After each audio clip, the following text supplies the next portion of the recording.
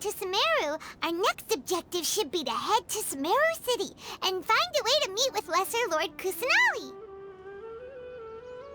And speaking of Lesser Lord Kusanali, even though we haven't heard too much about her, she doesn't seem to be the same deity who abducted your sister. But even so, people call Sumeru the Nation of Wisdom, you know. If we can get a chance to meet the God of Wisdom, maybe she can give us some useful information. But, Paimon doesn't know the way to Sumeru City. Maybe we can climb up to that spot with the statue of the Seven on it. That'll give us a way better view of things. Even if we can't see exactly where the city is, at least we'll be able to check for some smaller settlements nearby. Wait a second. Look! There's someone up ahead! Perfect timing!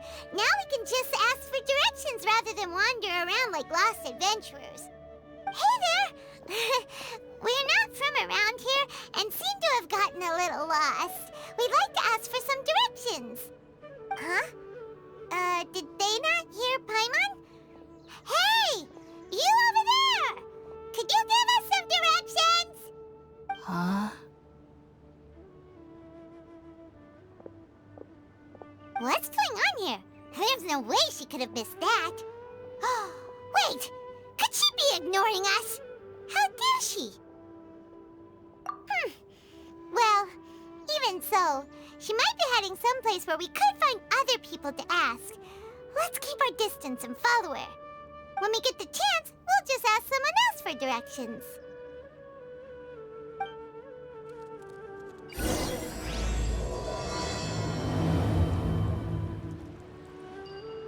Come on, let's follow her. Just keep quiet. Make sure she doesn't notice us.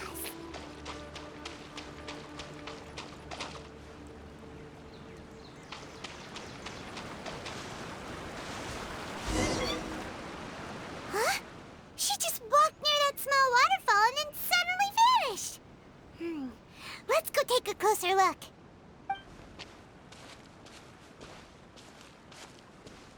Paimon thought this cave would lead to a village or something, but, it looks like that's not the case. Look, she's sitting over there. Wait, she couldn't possibly be living here, could she? What should we do now? Do we try asking her for directions again? All right, then. It's not like we have anyone else we can ask. Even if she's not very friendly, we just need her to point us in the right direction. That's all. Oh. What a lovely smell. It's coming from that sensor over there. This is definitely not your typical place to call home, but at least it smells nice. Maybe living here wouldn't be too bad after all.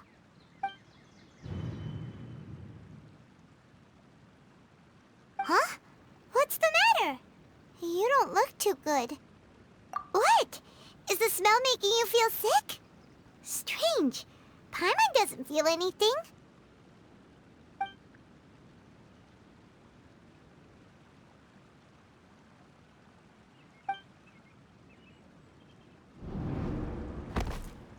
What's happening? Traveler? This is no time for a nap. Oh, come on, wake up.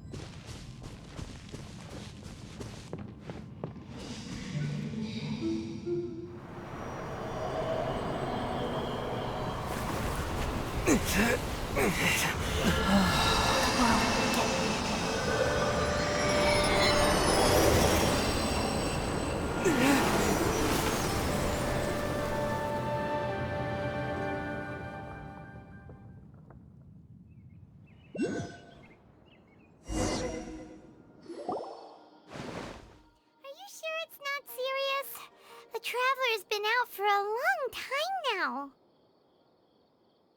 Yes, you can relax. Believe me, Master is extremely knowledgeable. If he says that he's going to be alright, then there's absolutely nothing to worry about. Oh, are you awake now? Oh, thank goodness! Traveler, you're finally awake! Well, we're at... Good question. Where are we? Paimon was in such a panic when you passed out that she even forgot to ask what place this is. This is Gandharvaville. It was originally built by scholars from Sumeru as a place to rest in the rainforest. Now it's mainly used by the forest rangers as a base of operations. My name is Collei. I'm a trainee forest ranger. My master and I found you passed out during our patrol, so we brought you here. Oh, no things are necessary. I didn't do anything really. By the way, how are you feeling now? Any discomfort? Oh, that's Master's herbal medicine you're tasting. He gave you some while you were unconscious.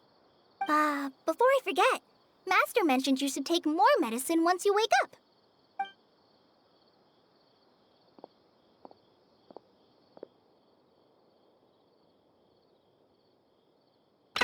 Whoops! Collei, what's the matter? Were you trying to retrieve the medicine? As I've already told you, you must be careful with these.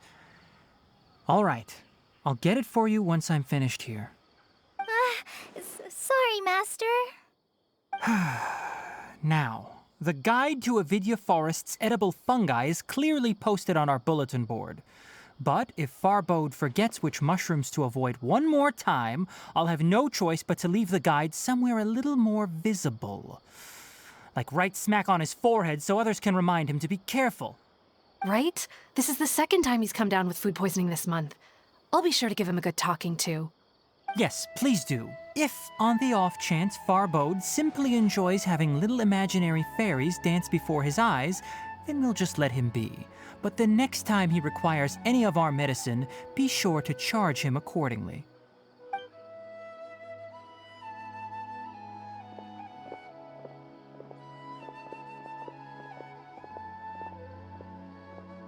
So, how are you doing? Feeling better? Oh, this is my master, Forest Watcher Tighnari. He is chief officer over all the rangers here in Gandharvaville. I already informed Paimon about the reason you fell unconscious earlier. But now that you're awake, let me explain it for you as well. It is common practice for Sumeru scholars of certain darshans to dedicate themselves to training and meditation in isolated areas, particularly the nearby forests. While meditating, they use a certain incense known as spirit borneol to help calm their minds as they enter a state of deep rumination. In hopes of asking directions, you two followed a scholar named Hypatia into her cave. The incense you smelled inside was the spirit borneol I just mentioned. That incense typically has no effect on most people, but for a very select few, it can have profound effects on one's cognition, as you experienced firsthand. Does that make sense? Very good. Now, answer me this. Did you feel anything after passing out? Say, any out-of-body experiences? Or did you see anything while unconscious?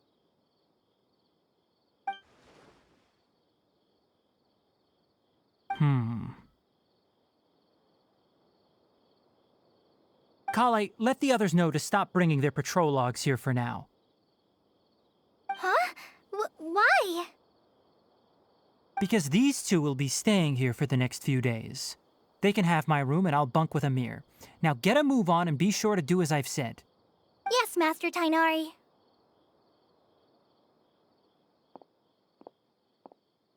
Wait, hold on a second. Can you tell us what's going on? Sure, let me fill you in. I originally planned to send you on your way once you finished your medicine. However, it appears now that you should stay a while longer in Gandharvaville for further observation while you recuperate. Further observation? No need to be hasty. As long as you have the capacity to judge between right and wrong, I promise that you'll understand the gravity of the situation once I explain everything to you. Based on what you saw after smelling the incense and losing consciousness, we can conclude that you experienced a powerful hallucination, which suggests your mental state is not in the best of shape. If you're skeptical, have a whiff of this. Oh, are you okay? You're experiencing a similar sensation as when you passed out, aren't you? So even though your condition is stable as of now, if I were to haphazardly let you leave, it's highly likely that you'd suddenly pass out again somewhere else. The rainforest is home to many fierce animals and hazardous areas. If something were to happen to you again, I'm afraid you might not be so lucky. For now, I suggest you continue taking your medicine each day and avoid wandering off on your own. At least until you stop having adverse reactions to this kind of smell, okay? Good. Now continue resting while I fire up another bowl of medicine for you.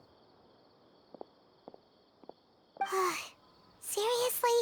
We just arrived in Sumeru and we're already having problems left and right!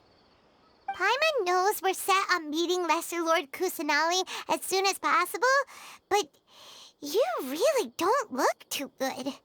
It'd probably be best to let you recover first. Hey! Are you even listening to Paimon? Paimon's over here worrying about you, you know! What's weird? You mean how you're feeling now? You mean the vision of tree roots and red skies you saw? But if those weren't hallucinations, what could they be?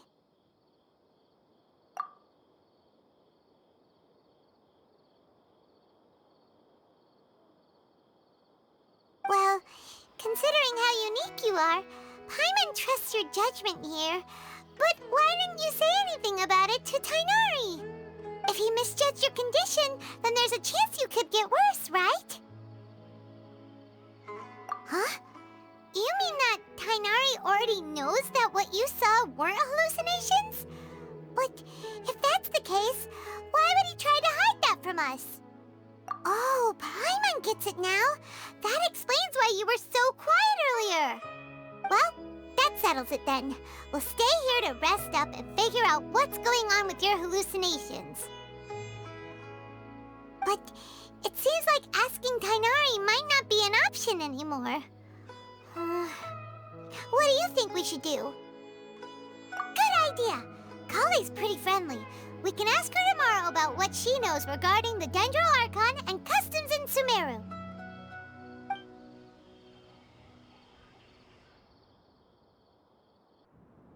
Rise and shine! Come on, it's time to go find Collei!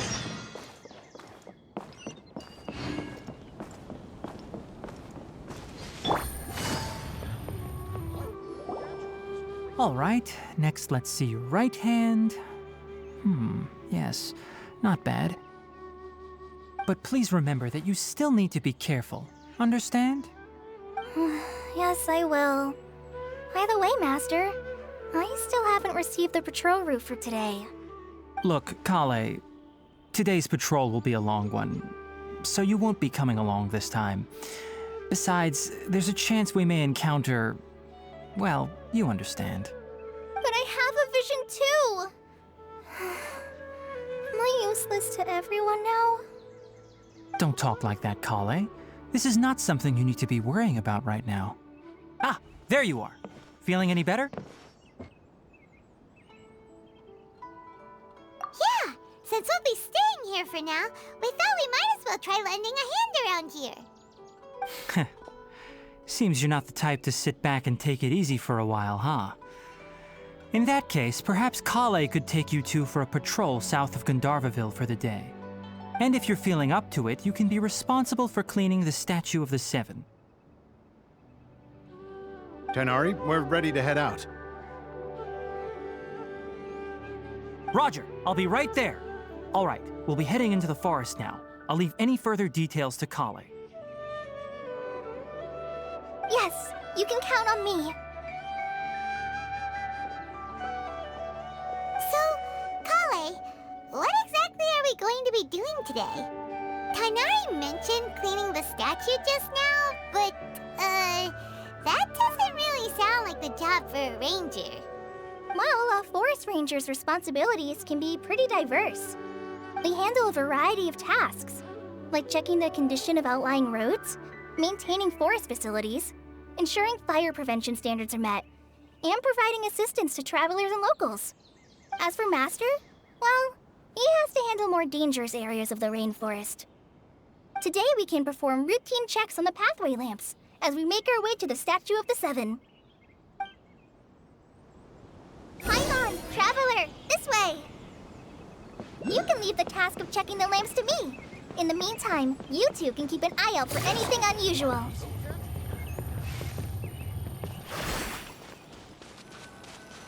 Nothing wrong with these two lamps. Let's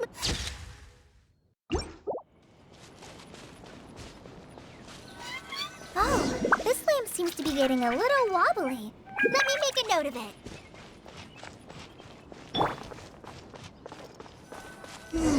No problems with this lamp. Good.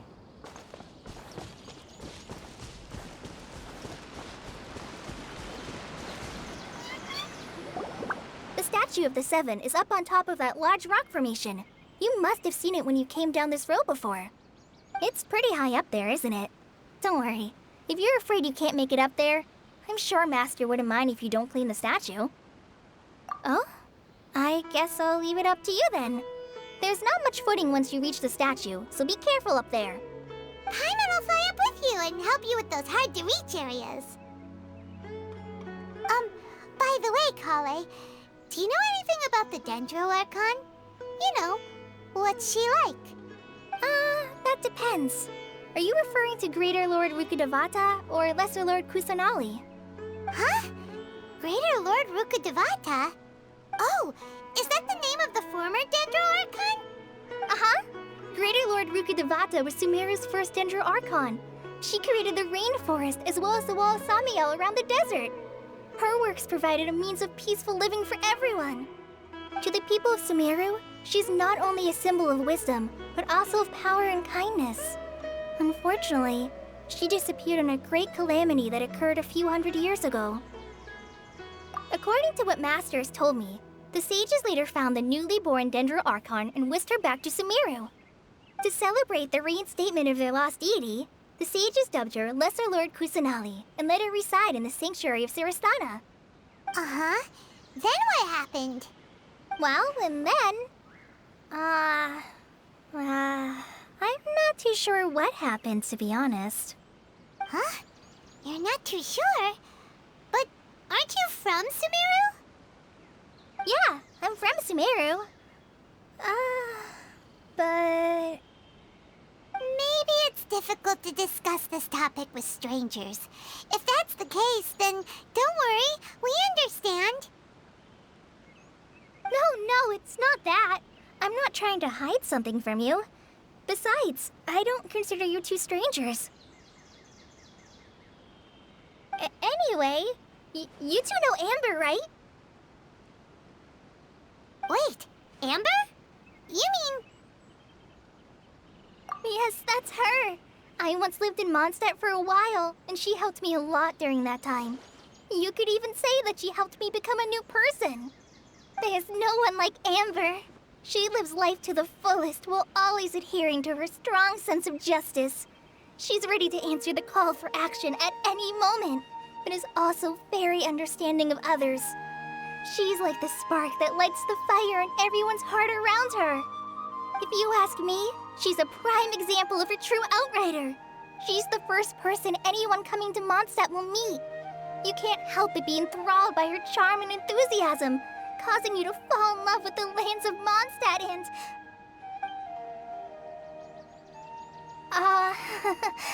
sorry.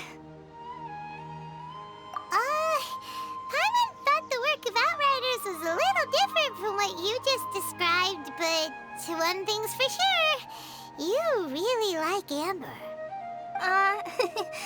Sorry. I was rambling on just now. It must have sounded kind of weird. It's alright, Collei.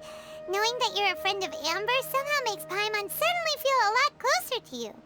So, how do you know that we've met Amber?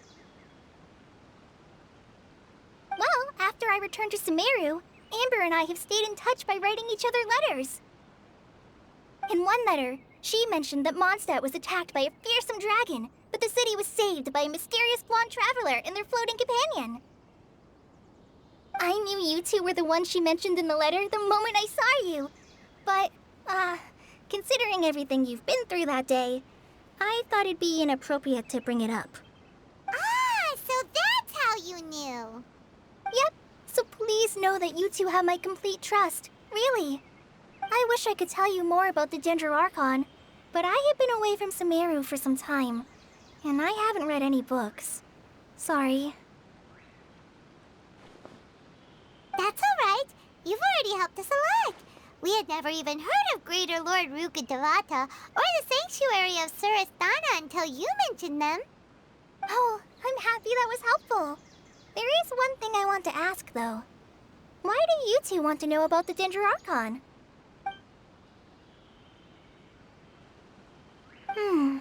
So that's why you're here. Thank you for telling me your story. Don't mention it. We are friends after all, right?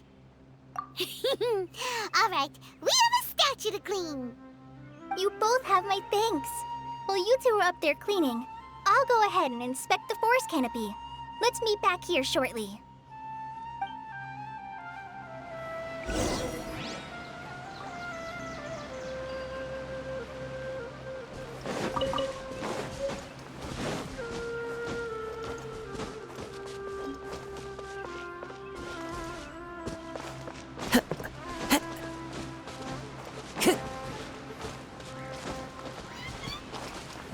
One with nature.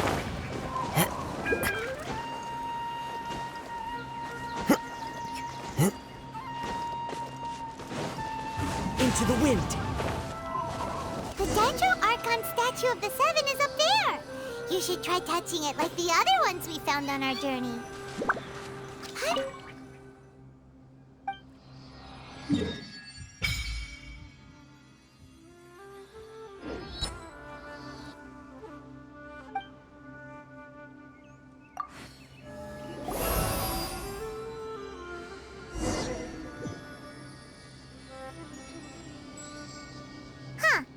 Now that Paimon looks at it, the deity that's carved on the statue is kinda small. Do you think she's supposed to be Greater Lord Rukkhadevata or Lesser Lord Kusanali? The name does seem to fit the statue somehow. Well, anyway, we'll have to figure that out later. For now, let's focus on our job and clean up this...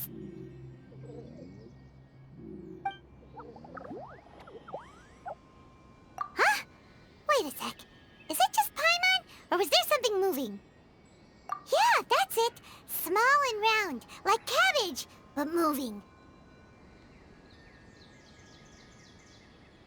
It really freaked Paimon out. Whatever it was, we should probably go and investigate.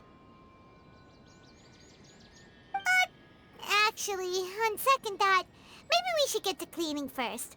Paimon will fly up and take care of the top, and you clean everything below.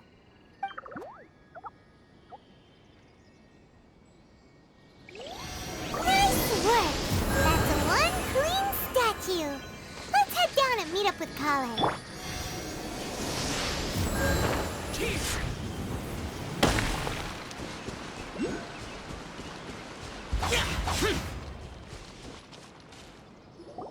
Collei, we're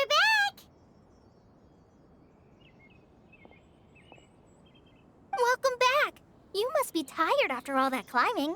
Let's take a little break. By the way, Collei, have you ever seen any small creatures scurrying around the forest? You know, that kinda look like a veggie. A creature that looks like a veggie? Well, I guess Master would say something like, all plants are living organisms, so they also fall under the category of creatures. Wow, fascinating! It almost sounds like an imaginary creature that you hear kids always talking about. I'll be sure to keep an eye out for anything like it. Oh, I almost forgot. Are you two hungry? I packed some food and water for us. Yay, food! What kind of goodies did you bring? Hey, don't be a party pooper. It's not like Collei is a stranger or anything. Besides, the best way to compliment a chef is to show passion for their food. Xiangling taught Paimon that. I prepared a nice portable dish that forest rangers like to eat called pita pockets. I hope you'll like them. Whoops! No! You dropped it on the ground! Not to worry. I wrapped a few layers of oiled paper around each pita. They should be fine. Oh, whew. Paimon nearly had a heart attack there.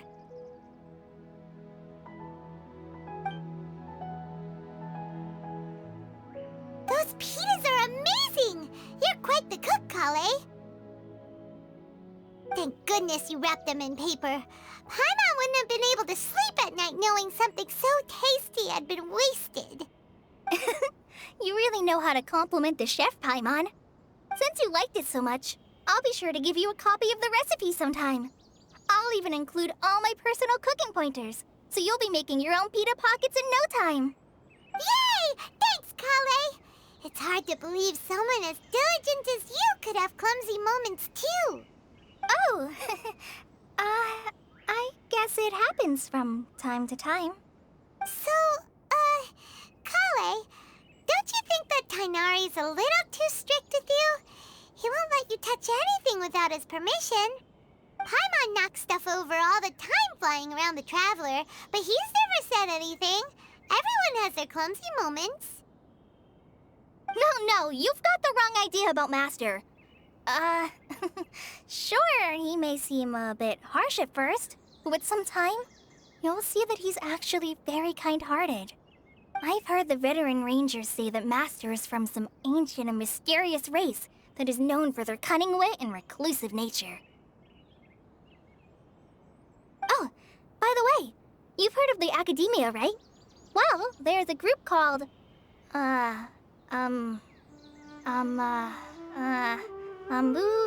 something?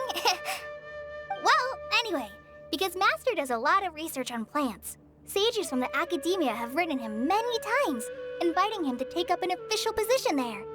But Master declines their offers every time, saying, Sumeru City is too noisy. It'd be bad for my ears. I know, right? I've always wanted to pet them, too. Anyway, Master could have easily left the rainforest to take up a position at the Academia, but he chose to stay here instead as a forest watcher, helping the locals every day and passing on his knowledge to trainees. In fact, Master's the one who taught me how to make pita pockets. Really? Paimon would have never guessed that. Oh, speaking of Tighnari, he was the one who took care of you after finding you passed out yesterday. He even carried you all the way here. Paimon's still kinda upset, though. He kept scolding Paimon the entire way here. Oh no, I'm sorry. Master might have been overreacting a little. But, it's mostly because Paimon wouldn't stop yelling, "Why, oh why? Is he going to die?" It probably started to get under Master's skin after a while. Hey! Don't laugh! Paimon was genuinely concerned about you.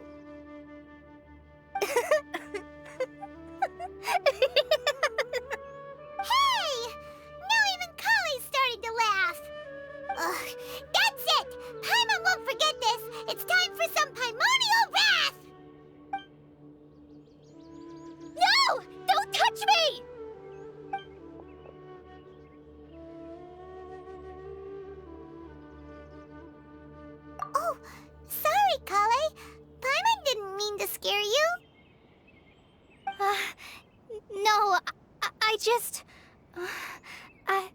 I didn't mean that.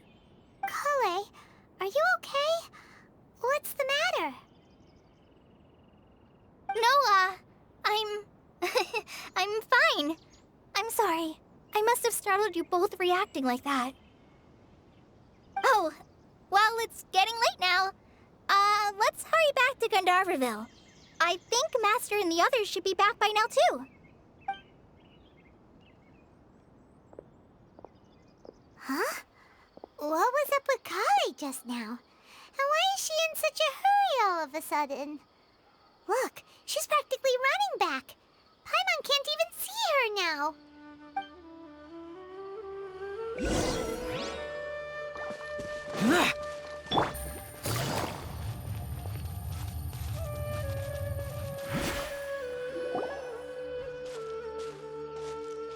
Ah, Traveler. You've returned. Yep, we're back. Have you seen Collei by any chance? Oh, Collei? Yes, I saw her go into her room just a moment ago. Oh, okay. Guess we'll just have to wait and talk to her tomorrow then.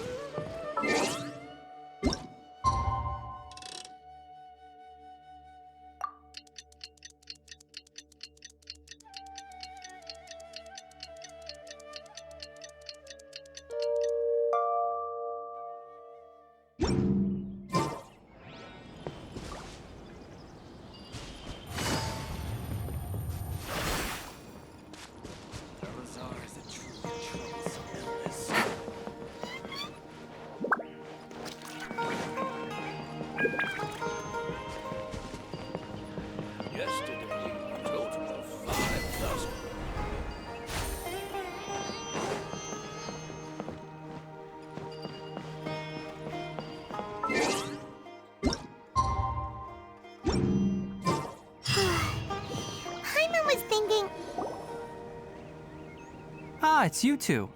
I was just about to go look for you. Huh? Tighnari? What are you doing here? Where's Collei? I came to check on Collei's condition. To put it simply, she's not well. You mean she's sick? How could she be... Oh, wait a minute. Could it be because of what Paimon did yesterday? No need to worry. Something as small as you could never harm her. This sickness is something that Collei has been dealing with for some time. Collei has been more excited than usual since you two arrived. A little too much so, to be honest. She hasn't remembered to take care of herself. I suppose it's understandable, though. She hasn't been around anyone she considered a friend for some time now. It must have been refreshing for her to have you two here. So, Tighnari, what's really wrong with Collei? Let's take this conversation elsewhere. Collei just fell asleep after taking her medicine. She needs some peace and quiet.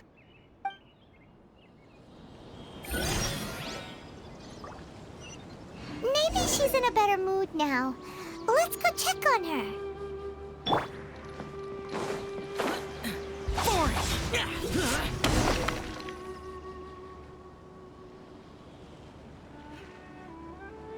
All right, let's continue our conversation here, shall we? To be honest, I hadn't realized that you're that honorary knight from Mondstadt until Collei told me just now. I've also heard all about your deeds in Liyue and Inazuma. So, just to clarify, what I'm about to tell you about Collei is not because of who you are or your past feats. Instead, I am going to tell you because... well, because Collei asked me to. And honestly speaking, I was against Collei revealing her past to you. But she insisted, saying you two treated her with sincerity and as a friend. So now she wishes to reciprocate the gesture. So, Tighnari, what exactly is wrong with Collei? You said this is something she's been dealing with for some time. Just how serious is it? Right. Ever since she was a child, she's been afflicted with a disease called Elazar. Elazar? Yes, It's a disease unique to the lands of Sumeru. It is characterized by dark and hardened scales that form on the body. At first, the afflicted may only feel mild numbness on the affected area of the skin. However, as the disease progresses, one may begin feeling fatigued and even experience peripheral paresthesia. In its final stages, the disease strips a person of the ability to control their own body, and they effectively become completely immobile. That sounds terrifying. Wait, hold on. So when Collei seemed to be acting a little clumsy earlier, it was because... Correct. That would be the effects of Elazar, which is precisely why I do not want her carrying or holding anything, lest she ends up hurting herself. With appropriate treatment, the disease can be effectively controlled before it progresses to a more serious stage. However, there is unfortunately still no true cure for Elazar. Nevertheless, Collei's mother still hoped that there was something out there. She handed Collei over to an organization known as the Fatui after one of their members lied and said they had a cure. What? The Fatui?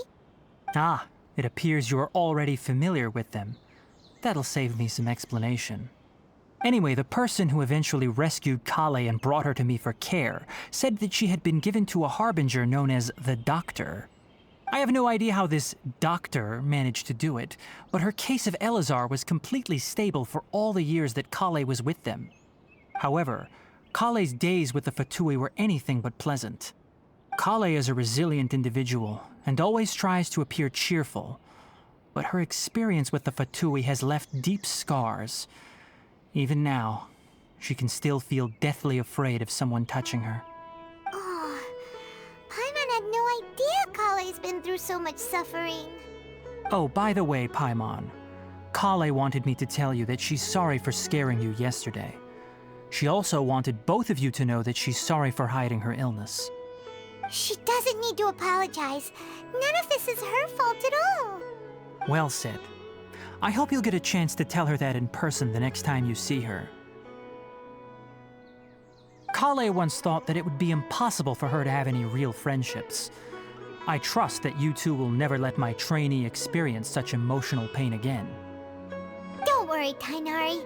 We'll take good care of her. Well, it's not too serious at this point. She overexerted herself the last couple of days, which is what led to her breakdown this time. As long as she has taken her medicine and gets plenty of rest, she should get better. Though, I must admit that Collei's condition was much more stable when she first arrived here in Gandharvaville. She was interested in the work of the forest rangers the moment she saw us. I could see that she was serious about learning, so I felt compelled to ask her to join us. Her stamina has gotten much worse recently. Though a moderate amount of physical exercise is always necessary, I'm afraid the long-distance patrols are a little too much for her now. All right, now that I've told you about Collei's past, I think I'll head into the rainforest to find some ingredients needed for her medicine. I'll see you two later. Yeah, we'd like to do something to help Collei too. All right, but I must warn you two. The rainforest is a dangerous place, especially for someone who's still recovering like the Traveler. You must follow closely and listen to every instruction. No problemo. Let's go then. We'll be looking for a plant known as Lunar Lotus. It's often used to help those afflicted with Elazar recover their energy. Hey, Tighnari, where exactly are we going to find this plant? Lunar Lotus can be found all over the rainforest, but it often grows right here around Gandharvaville. Given the name, it sounds like we should be looking for it in the water. You are correct. Lunar Lotus grows in the water. When fully matured, they look like giant blue flowers floating on the water's surface. Quite an attractive species if you ask me. The large petals are actually the plant's leaves and sepals, which surround a very small flower.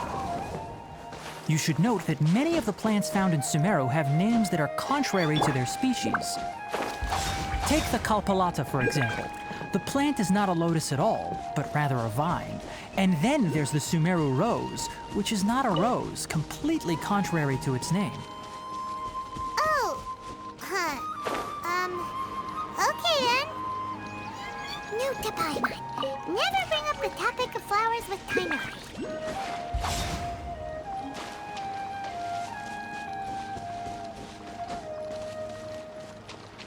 Useless.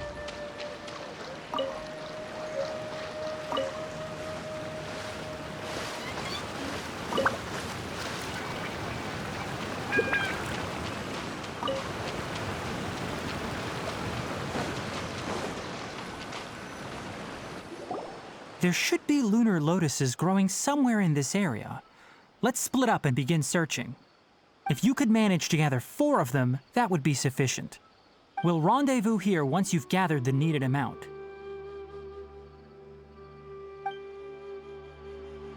All right. Hey, Tighnari! We found the lotuses you requested.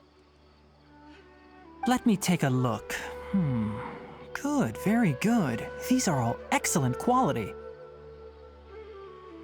I'm quite glad you two came along. Your exploration experience helped save me a lot of time here. It seems we even have enough time to stock up on some other things I need. Hey, Tighnari!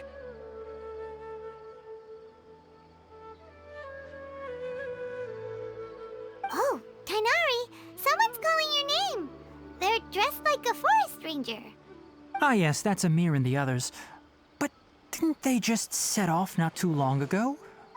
What are they doing back so early? Let's go find out what's going on.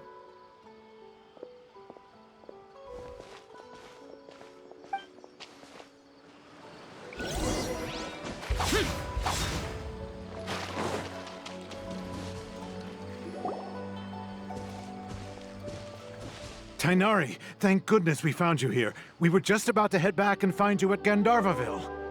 What's going on? We just discovered a withering zone. The Withering is back? But the patrol route you were on should have been already clear just a week ago. It reappeared so quickly. Can you tell me the exact location? It's up ahead, deep in the river valley. It's appeared in a spot that blocks nearly the entire narrow part of the valley area, so we decided to come find you as quickly as possible. And the radius of the contamination? Sorry, I couldn't get a clear enough view to tell. No one in our patrol team had a vision, and it appeared to still be spreading, so we didn't risk getting any closer.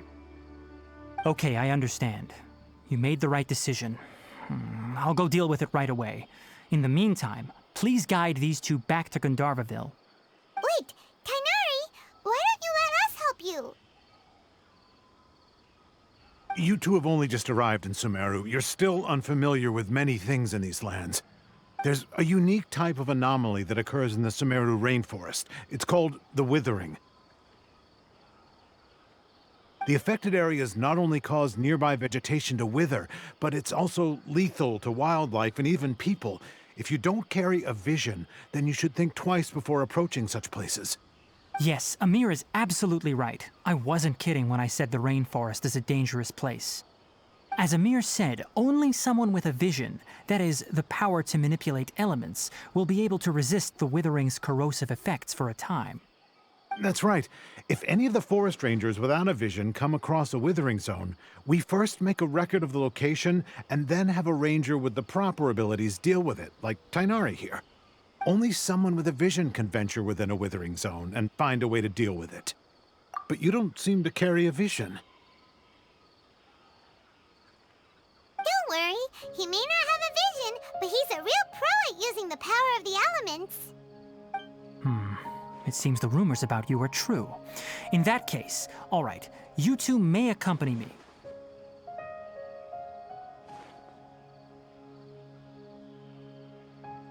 We typically only teach visitors how to identify the Withering as they're about to leave Gandharvaville.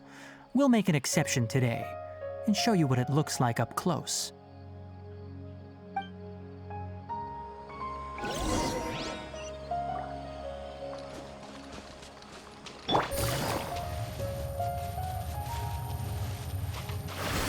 Take it easy.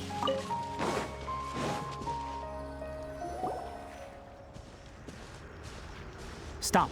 Don't move any further. Look there in the distance. Huh? Where? Oh, look! Those plants have withered! That is kinda gloomy. Even the air looks like it's filled with ash. Oh, Paimon doesn't like the look of this. That is the Withering. All right, Traveler. We're going to have to enter that Withering zone. Once inside, we'll need to look for what we call tumors of the Withering. If we eliminate those, then the area will be saved. Thank you, but I must warn you. Don't push yourself. This is your first time handling this sort of thing, after all. Even with elemental powers, once you step inside the Withering Zone, you may experience extreme discomfort. If at any point it becomes too much, return outside the zone and take a breather. It could become a matter of life and death. You ready then? Let's go.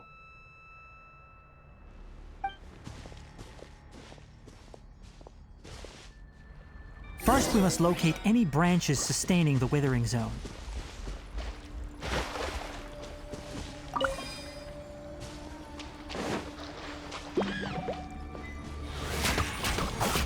Quietly now.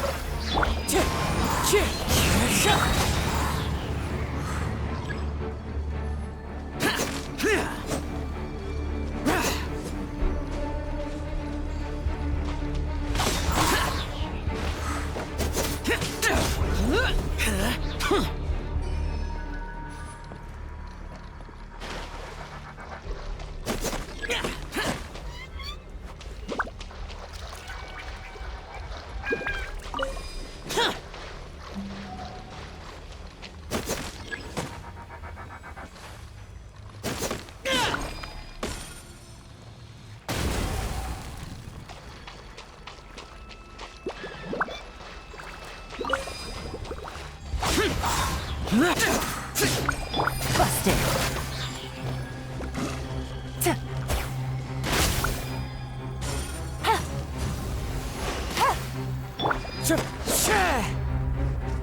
Time to go.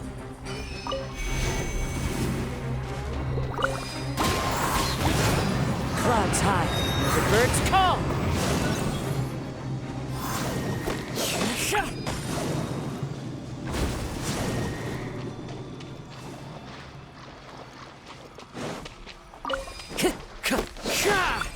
Great work. Now that all the branches have been cleared, we'll need to take care of the tumor.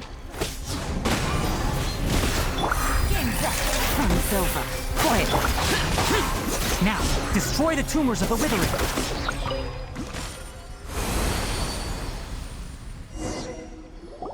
We did it! Everything's returning to normal now!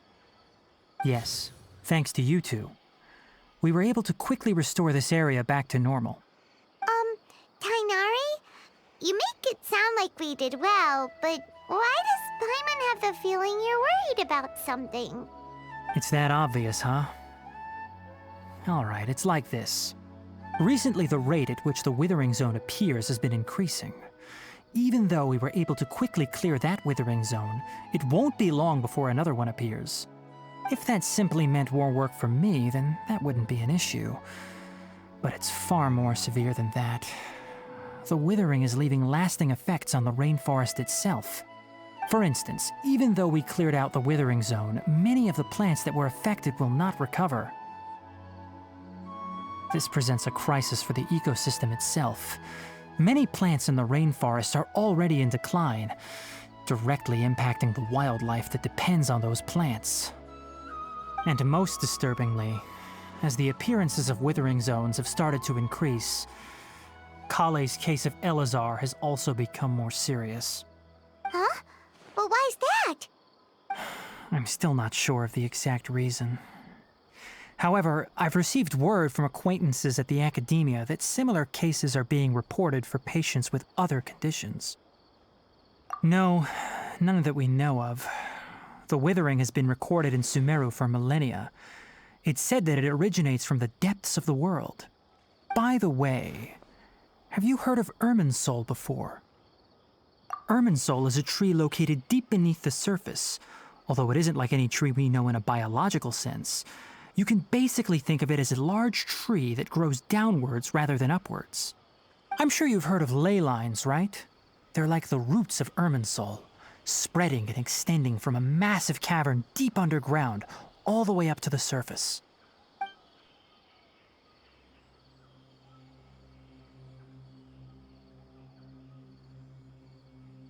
Ley lines continually absorb the memories of this world, which are then funneled into Irminsul, allowing it to collect knowledge and wisdom from ancient times to present day. The Dendro Archon is known as the God of Wisdom because her consciousness is directly connected to it. It is also said that the Dendro Archon's power is a manifestation of Irminsul. And as for the Withering, its emergence is related to a disease that's affecting it. That's right. My ancestors learned of this from Greater Lord Rukkhadevata's familiars a long time ago. But even those mysterious creatures did not know of a cure for Irminsul. I'm afraid we Rangers will be battling the Withering Zones here for a long time until a cure is found. All right, that's enough on this topic for the time being. Now that we've taken care of things here, it's time for us to head back to Gandharvaville.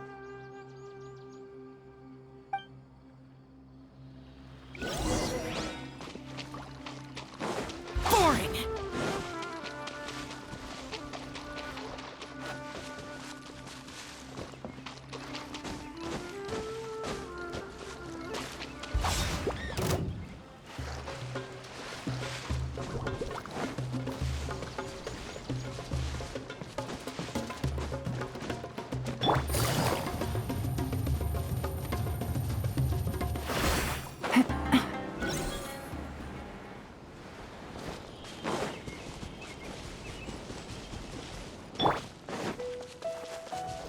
One with nature.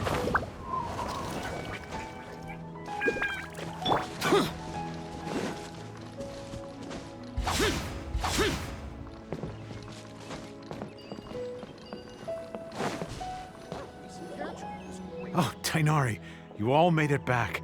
How did it go? The Withering Zone you reported has been taken care of. No need to worry. Huh. Wait, is that? Oh no, Hypatia!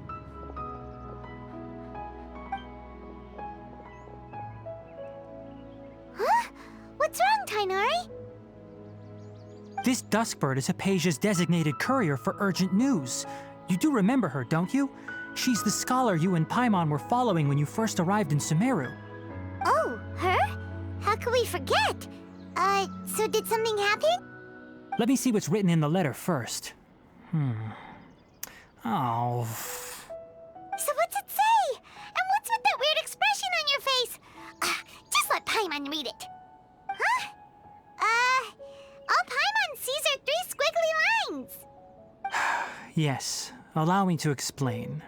After we brought you from Hypatia's cave to Gandharvaville, Hypatia resumed her meditation. She must have just finished. It's been nearly 3 days since she's had anything to eat, and it appears she's forgotten to prepare some rations. This letter is her asking us for help. We need to go. What? You mean she's been sitting there for 3 days? Hey, wait, how did you know all that from just a few lines on the paper? Well, obviously because this has happened before. Last time she drew 5 lines, and by the time we found her... well, I'd prefer not to remember that. Needless to say, Hypatia's been through worse, but we should still get to her as quickly as possible. I've got some emergency rations set aside for times like these. Paimon, Traveler, could you two bring these to her? Wait, you want us to bring her the rations? But will the Traveler be okay if her cave is still filled with that funny incense? Let's find out. Here, Traveler, take a smell and see. So, how do you feel? Huh? Really? You're not feeling even a little drowsy? But wait, how'd you know that he'd be okay this time, Tighnari? Back when we were clearing the Withering Zone, I observed that he could adeptly manipulate the Dendro element. I knew then that he would be fine. And if I may ask, when I was telling you two about Irminsul's ley lines, was what I described similar at all to what you saw while you were unconscious? That's correct. Those weren't hallucinations at all. Though I don't intend to apologize for deceiving you. Because what you saw is of significant importance. Not just for the nation of Sumeru, but the entire world of Teyvat. My forefathers were shown much favor by Greater Lord Rukkhadevata. We took an oath to protect this nation together with her. Now that that duty has fallen to me, it was part of my responsibilities to ascertain whether you could be entrusted with the fate of Sumeru. Now, after seeing you in action with my own eyes, you have earned my confidence, and I no longer feel the need to hide any secrets from you. When you passed out, your consciousness had connected directly with Irminsul. What you witnessed were actually real memories contained within Irminsul itself. I could try to tell you more, but it would be better if you went to ask Hypatia instead. Her focus on meditation and use of Spirit Borneal are aimed at establishing a connection with Irminsul, just as you did. That sounds nice and all, but will she really help us? Seriously, she completely ignored us the last time we tried talking to her. That was because when you ran into her, she was in a special phase of her training. During that time, she must avoid communicating with others. Please, wait here for a moment.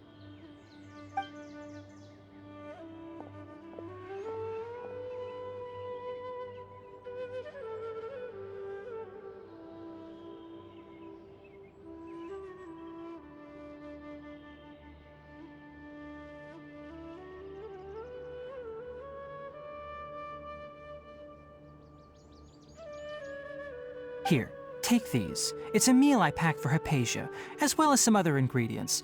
I'm sure it'll come in handy. Also, here's a letter that I would like you to give to her. Just show it to her and she'll answer any questions you may have. No, I should be the one thanking you. You've both been a great help these last few days. Hypatia should still be in the cave. Let's go inside and see how she's doing.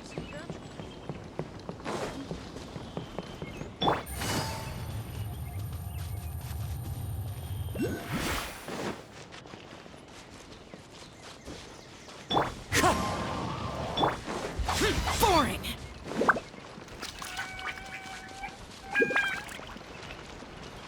Hypatia should still be in the cave.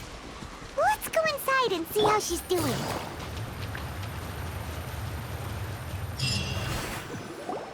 Hello? Hypatia? Hey, there's nobody here. Maybe she went out to look for some food. Let's try looking around the area.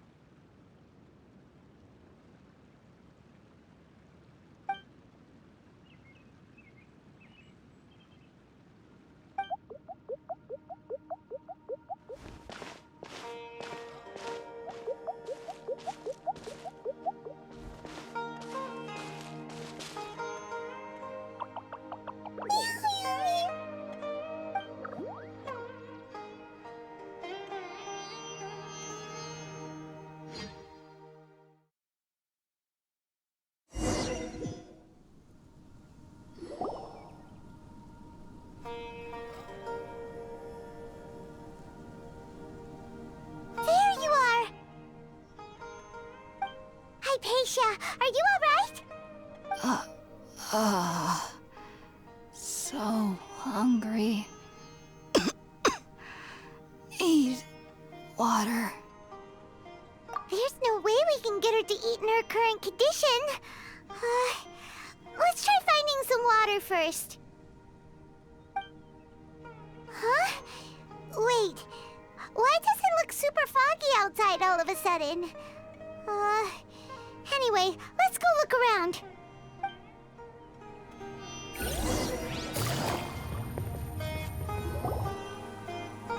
Huh? How'd things out here end up looking like this? What happened? And where are we? Really? Oh, maybe you're right. Let's go investigate the area.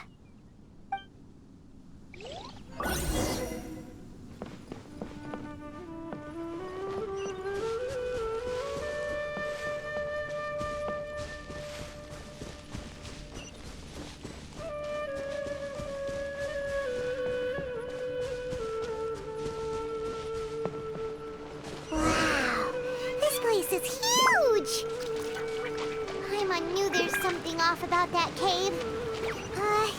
Let's think of a way to get over there and have a closer look. Who knows? Maybe we'll find a lead of some kind.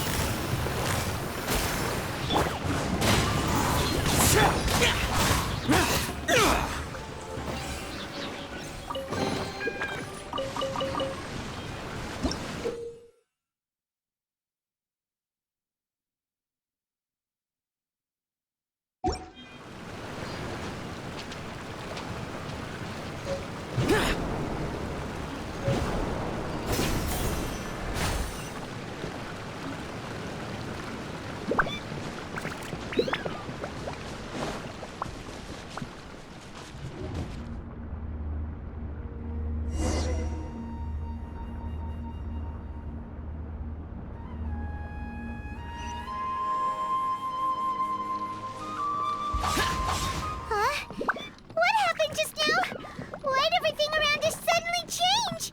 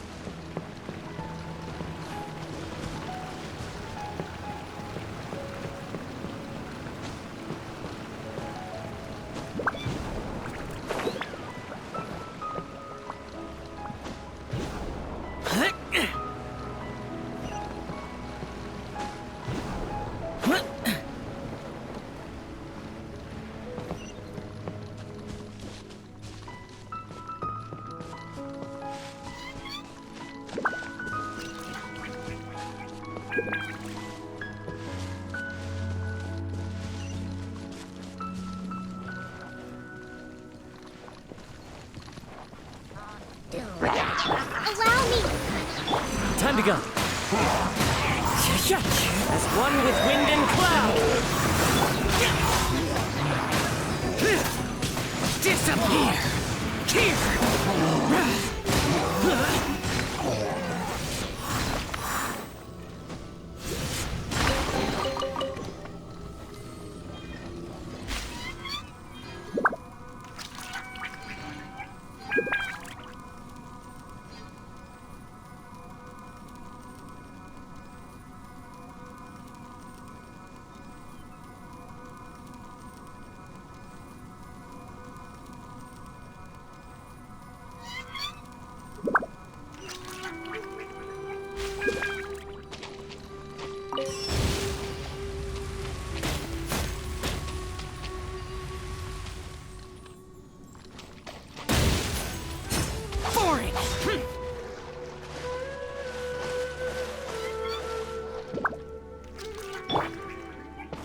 The wind knows me.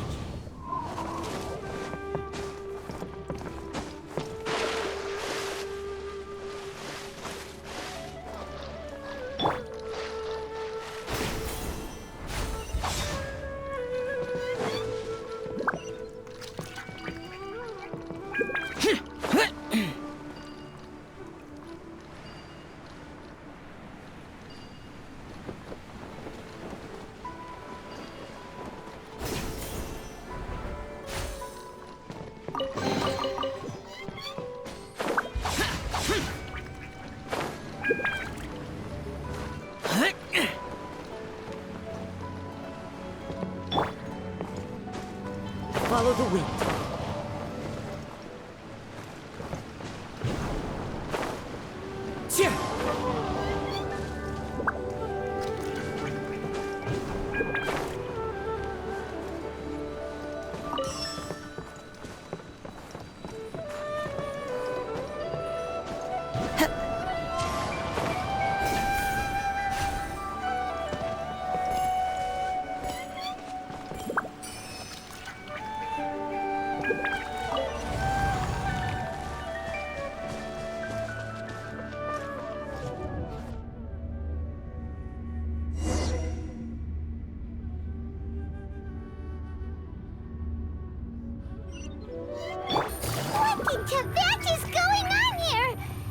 place is getting weirder by the minute! Hey! What's the matter? You don't look so good.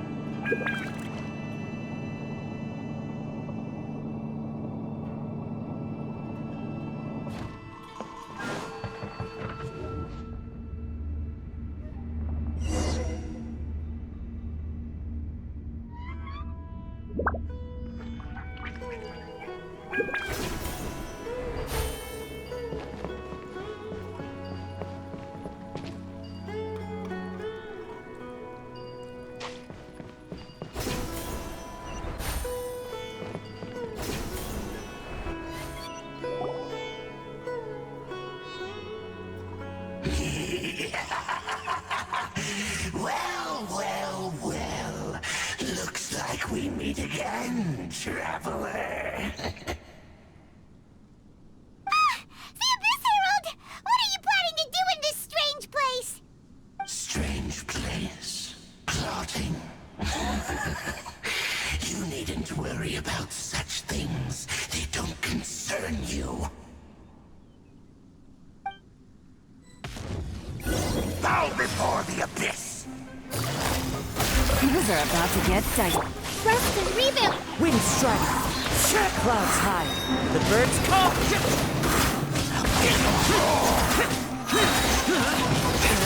Covenant of the Deep! Conquering end!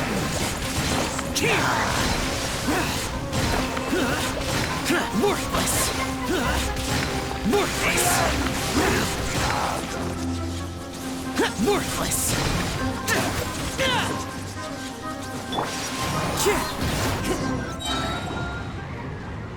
Huh? Why can't we beat this guy? Oh, Paimon doesn't get it! We faced others like him before! What's wrong this time? Traveler, though you may have managed to avert countless crises before, your good fortune was bound to end sooner or later. It's time you realize how weak and powerless you really are. Your sister. Oh, pitiful traveler. Are you really so ignorant? Or are you just living in complete denial?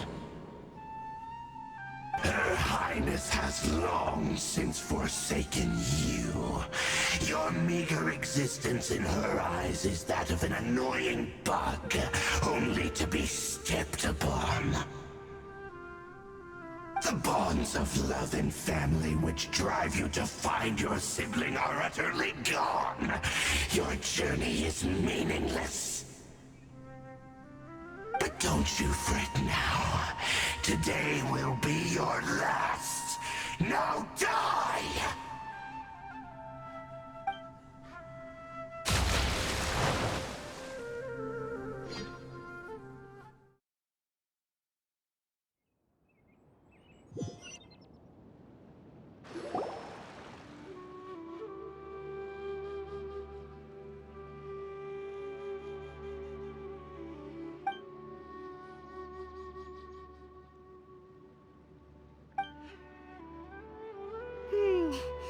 What do we do?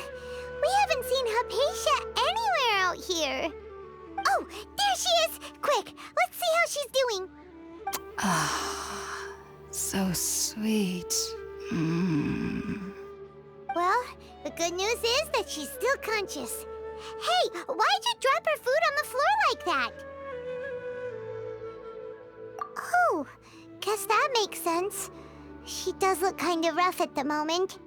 Anyways, we can talk about this later. We better make sure she's all right first.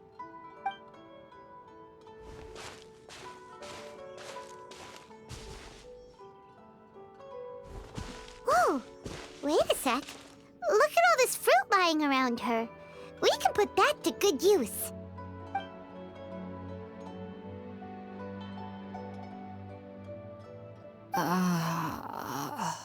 Who is there? Tighnari, is that you?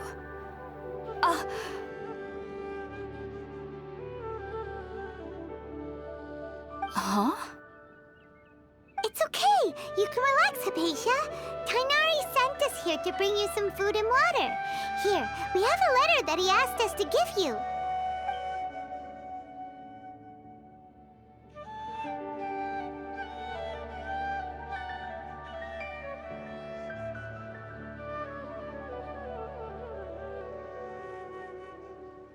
I see.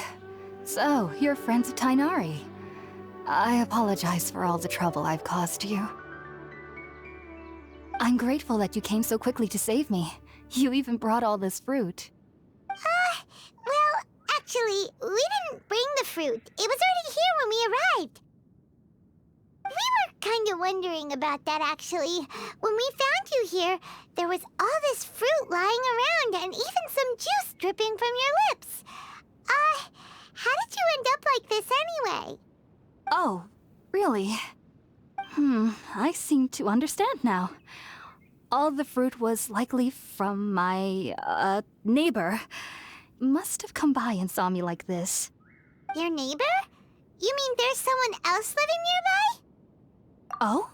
So you're able to see them too?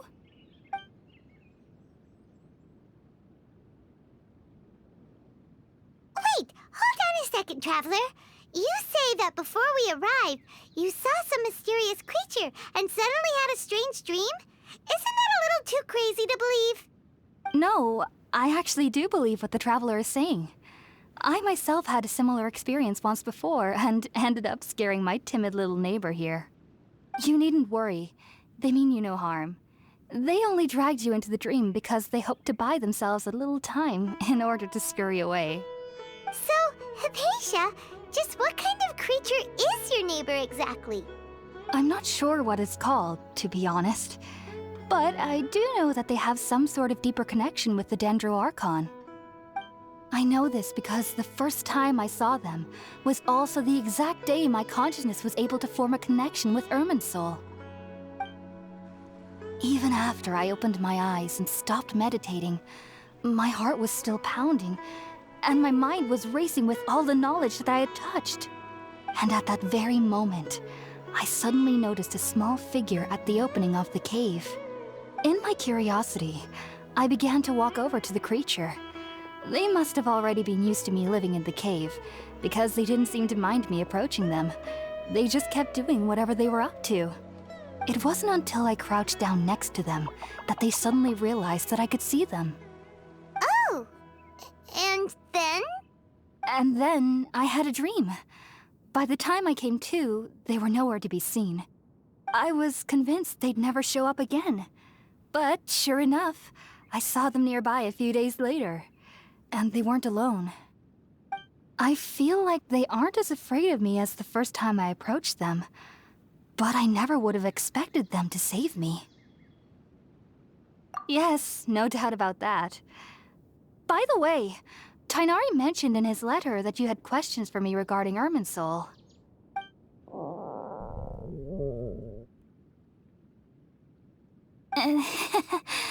Sorry about that. Sounds like just drinking juice still isn't quite enough for my stomach. Well, if somebody hadn't dropped the food earlier... Anyway, looks like we'll need to prepare something ourselves. Besides, Paimon's getting hungry too. Let's eat first and talk about Irminsul later. All right, we're up, Traveler. Today's menu will feature sweet madame and a radish veggie soup. You'll love them, Hypatia. They're our specialties after all. Sounds good. I've never tried any dishes from other nations before. I certainly look forward to it. It's been so long since I've had a decent meal, too. To be honest, the last time had to be when Tighnari came to visit.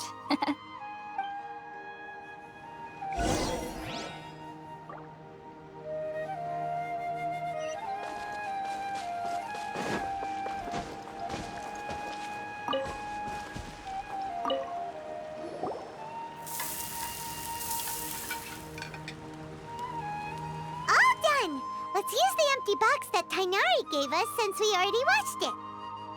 Oh, it smells amazing! And the box is a nice touch, too! Let's go serve this up and start eating with Hypatia!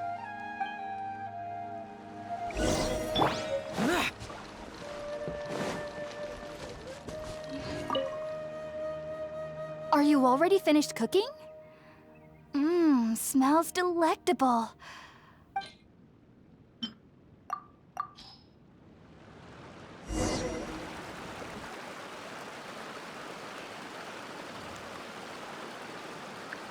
Even though everything you mentioned was in Tighnari's letter, it's still hard to believe you were able to connect with Irminsul immediately after smelling Spiritborn Ale for the first time. It took me nearly 3 years before I could do so.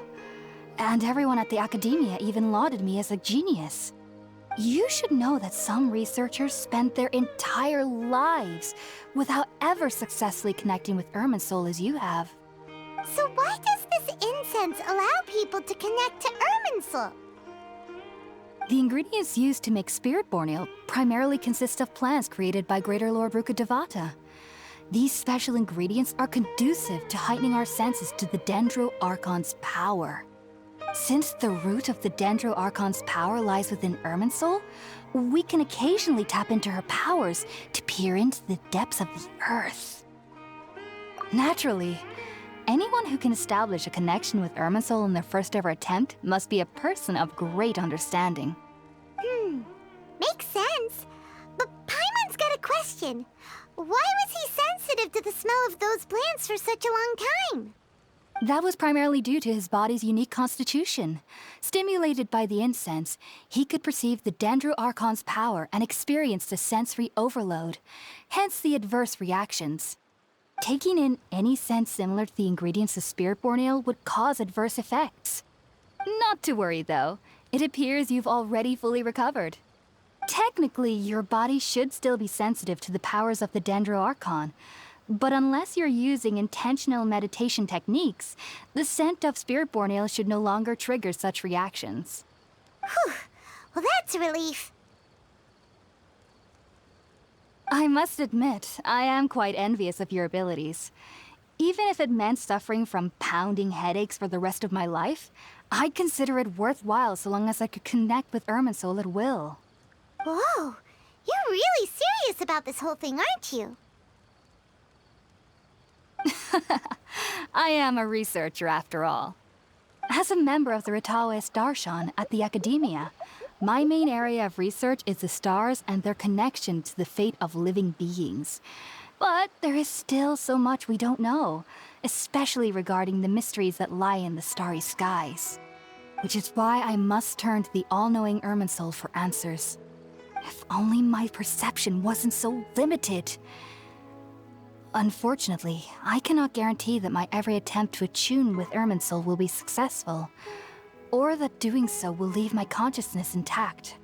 I am currently in the stage of training known as Satyavada life. Many researchers in Sumeru have lost their minds while seeking to attune with Irminsul during this stage. Sages have said that Irminsul contains divine knowledge, and touching such knowledge without the proper preparations and abilities will only lead to one's mind caving in on itself. That's why we meditate alone. We need to ensure that our minds will be calm while minimizing the possibility of involving anyone else. Whoa, so knowledge from Irminsul can be super dangerous. Aren't you afraid of the risk, Hypatia? Of course I do. Especially during nights that are pitch black with no moonlight, and dead silent without even the sound of insects. However, I've been feeling better as of late. I don't get as scared anymore knowing that I have a little neighbor living nearby. I believe that being able to see them is a sort of blessing from the Dendro Archon. But what's strangest of all is that they're clearly an envoy of the God of Wisdom herself, and they have the curious power to make people dream. What's so strange about that? It doesn't sound so out of place for a divine being, does it? Well, it's strange because nearly nobody in Sumeru can ever dream. Oh, is that true? Yes, well, to an extent. Only children can dream in Sumeru. Adults, however, never do. The sages say that wisdom implies rationality, but that which occurs in dreams is often neither rational nor logical. Yes, if one struggles with anxieties, those emotions could influence their dreams. The fact that the people of Sumeru do not have dreams is seen as a blessing by the sages. They believe that Greater Lord Rukkhadevata, the god of wisdom, is keeping us away from the foolish delusions you encounter in your sleep. I was born into a family of scholars in Sumeru City. Ever since I was a child, my parents would always tell me that I'll know I've grown up once I stop dreaming. I studied hard, enrolled as a student in the academia, and went on to become a researcher. Sure enough, I never dreamed again. But then, on the day I scared the little Aranara, I suddenly saw a dream again. It was incredible. Though I don't exactly remember what I saw, I clearly recall the feeling. I suddenly felt like I was a child again. Back then, I was foolish and ignorant as any youth would be, but I was free of fear. Maybe dreaming isn't as bad as we've made it out to be. Just be sure not to speak of this if you travel to Sumeru City. They'll look at you as if you've lost your mind. So, do you have any thoughts about the things he saw when he connected with Irminsul? Sorry. I'm afraid I don't have any answers as of now. All I can say is that what you saw is a memory contained within Irminsul itself. World forget me. What could that possibly mean? If only I could ascend past Satyavada life and begin Paripurna life. I might have some more answers for you. If you two are ever in the area again, please be sure to come and see me. There's no need to be thanking me. You two are my saviors. Besides, I'm already looking forward to tasting some more of your cooking.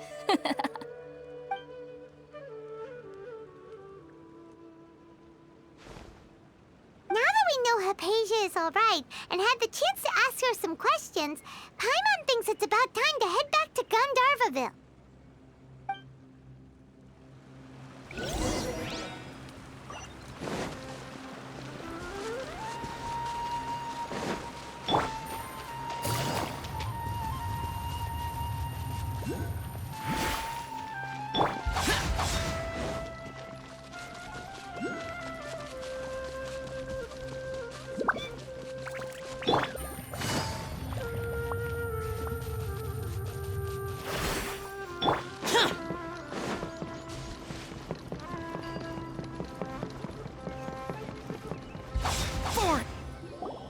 Think about it, Tighnari. Refusing to join is tantamount to burying your head in the sand.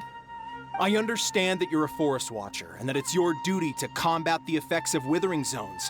But isn't it evident that such work is not a lasting solution to the problem? As Sage Kage clearly stated, your presence and guidance in Sumeru City is pivotal in finding a cure for Irminsul. How could you possibly refuse? Keep your emotions in check, Ghulam. Let's at least listen to Tighnari's reason for declining. We're here to invite him to the Academia, not to cause a scene. Sage Kage, I am truly honored that you came here in person, but I'm afraid I must still decline your invitation. I am merely a forest watcher. How could the great minds of the Haravatat have any need of someone like me? Well, it turns out that your refusal letter had some implications on your master's reputation. He is a renowned sage of the Immorta, after all. So now I've come here in his stead. I see. Huh. And I figured that given his temper, he would come here and berate me personally. Tighnari, your master is an integral part of this effort, and now he requires your assistance. And what exactly does my master need of me, Sage Kage? You'll know once you've arrived in Sumeru City, that is. And how long will I be required to stay? There's no definite answer as of now. Do you mean to tell me that despite coming all the way here to Gandharvaville, you still can't answer the questions I laid out in the letter to my master? If that's the case, then I'm afraid I cannot give you a definite answer either. Tighnari, but you... So be it. Come, Gulam, we're leaving.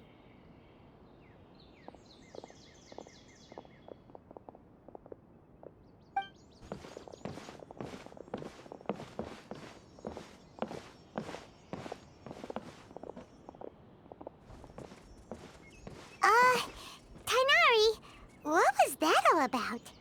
It's nothing.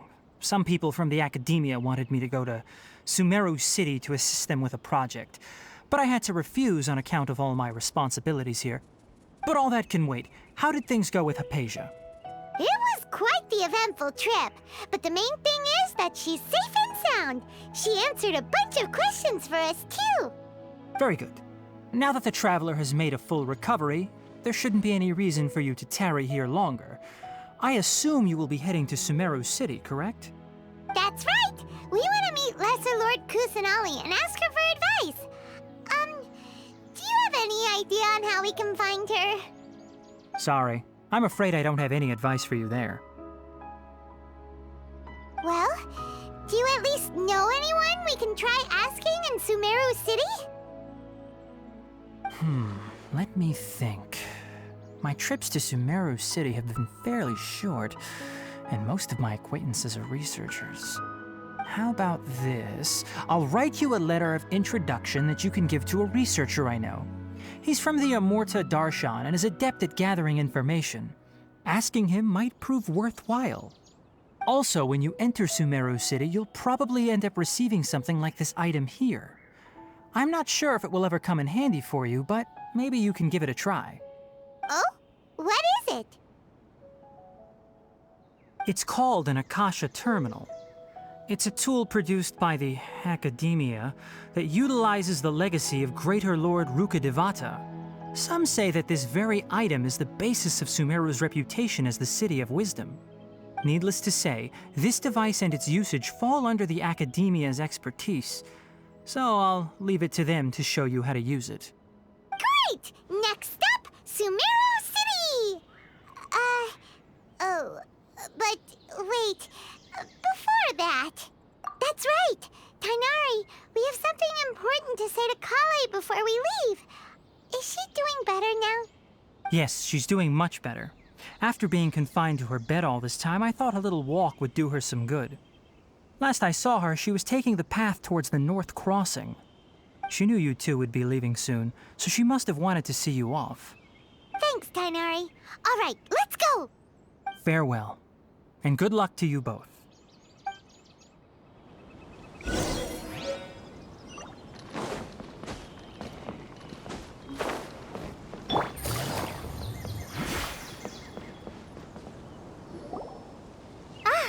I've been waiting for you two.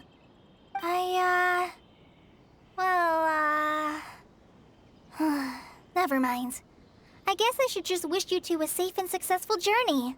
Thanks for waiting here just to see us off, Collei. We're headed to Sumeru City. Don't worry about me. I can take care of myself. My condition won't be getting in the way of my duties. I want to be a forest ranger after all. It's up to me and the others to protect the rainforest here. And, I'm sorry. I should have told you both about my condition when we first met. I just wanted you two to treat me as a normal friend, not some girl that needs your sympathy. But I guess now I understand that the most important thing is for friends to be genuine with one another. There's no need to apologize, Collei. We should be thanking you for trusting us enough to be your friends and sharing your past with us. We're probably still gonna worry about your condition, but that's because we're friends and we care about you. Thank you. That means a lot. Before you leave, I have something for you. Oh? What is it? It's my recipe for pita pockets. I told you that I'd give you a copy, remember? My handwriting is a little, messy, so please don't laugh. Yay! Thanks, Collei. Now we can eat those scrumptious little pitas whenever and wherever we like. I hope that whenever you eat them, you'll both remember your time here in Gandharvaville.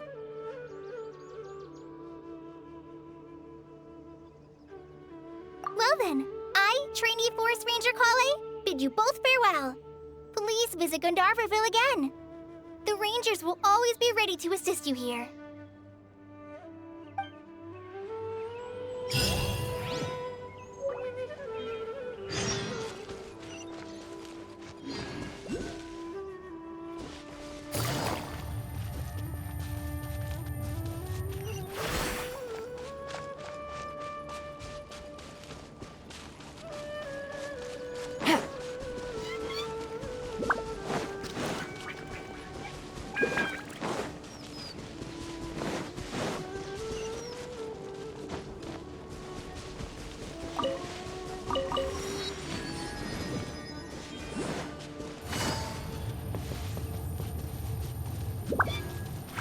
Take it easy.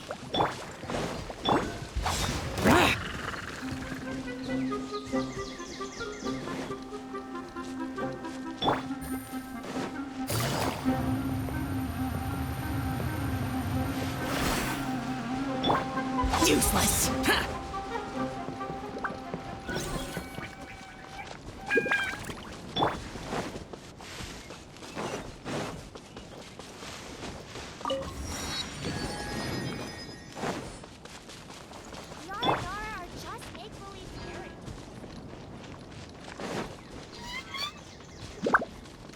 Useless.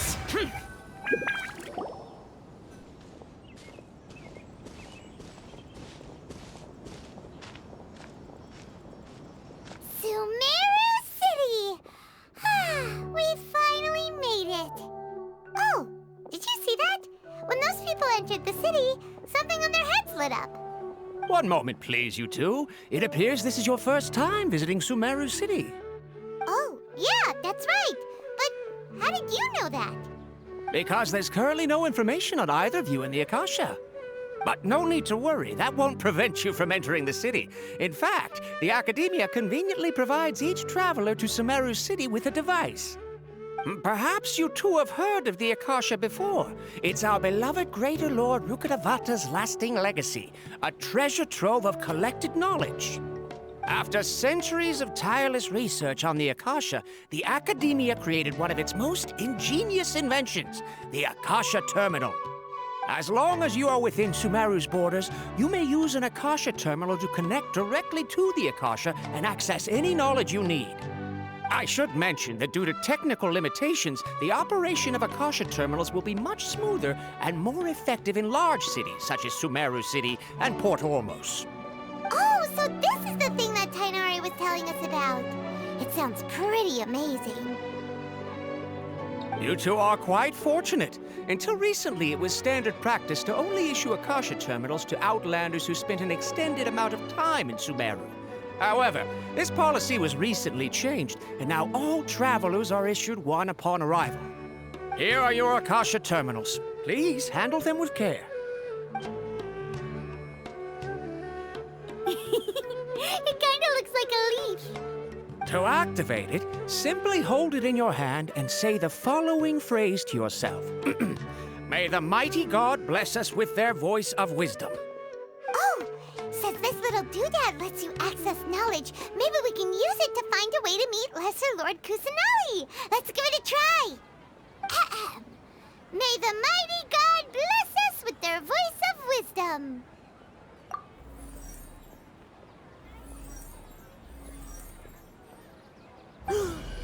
Whoa! Just now, something clicked, and Paimon suddenly knew how to use this thing. It seems all we need to do is concentrate on what we want to know, and bam! You get it. Oh, that'll come in real handy. Exactly. That is the power of the Akasha. And with that, let me officially welcome you both to Sumeru City. May the wisdom of the Dendro Archon always be your guide. Okay, now that we're in, we can check the Akasha about Lesser Lord Kusanali. Let Paimon try. 500 years ago, the sages found a newly born deity from within some scorched ruins. The deity now resides in the sanctuary of Surasthana. Seems pretty similar to what Collei was telling us. Okay, next, let's concentrate on asking how to meet her. Huh? thing. The Akasha didn't respond to Paimon's question. Oh, come on! Ugh. Focusing on this question feels like when you have something you're trying to remember and it's on the tip of your tongue, but you just can't think of it. Ugh. Paimon's brain is exhausted. Oh, smart idea. But what are you going to ask it?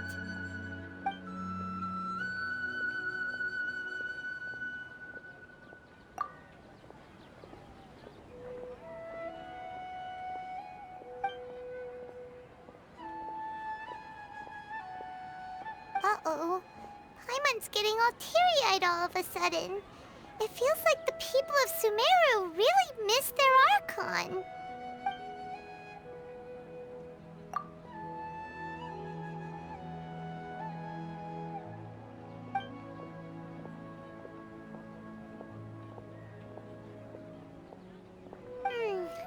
You too?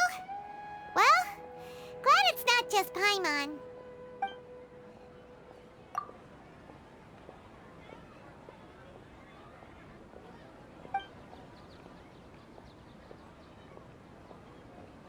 Huh.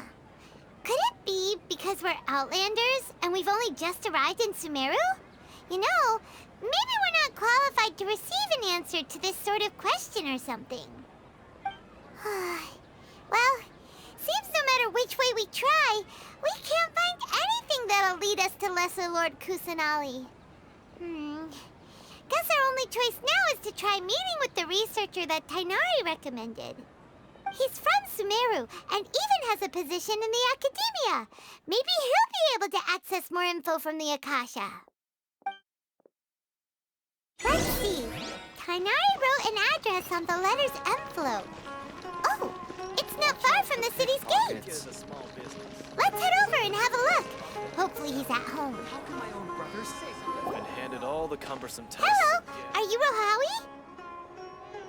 Yes, that's me. Can I help you? Great! You see, Tighnari sent us here and... What? Tighnari? Please, there's no need to say anything, really. Sure, I admit that the article I published last month wasn't my best work, and maybe the data didn't produce the most convincing results, but... Here! This is a letter from Tighnari! Oh, let me see... Oh! Ooh, what a relief. You two nearly scared the life out of me. So, you two just have some questions for me? Seems even Tighnari acknowledges my innate ability for procuring information. So, what is it you two would like to know? We want to meet with Lesser Lord Kusanali. Do you know a way we can do that? You mean you want to meet the Dendro Archon herself? This isn't exactly my area of expertise, but let me see what I can find in the Akasha.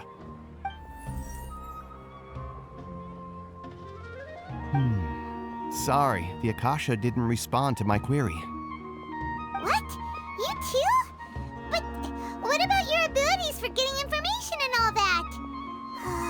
Paimon was sure you'd be able to access more info than we did. Well, as I said, this isn't my area of expertise.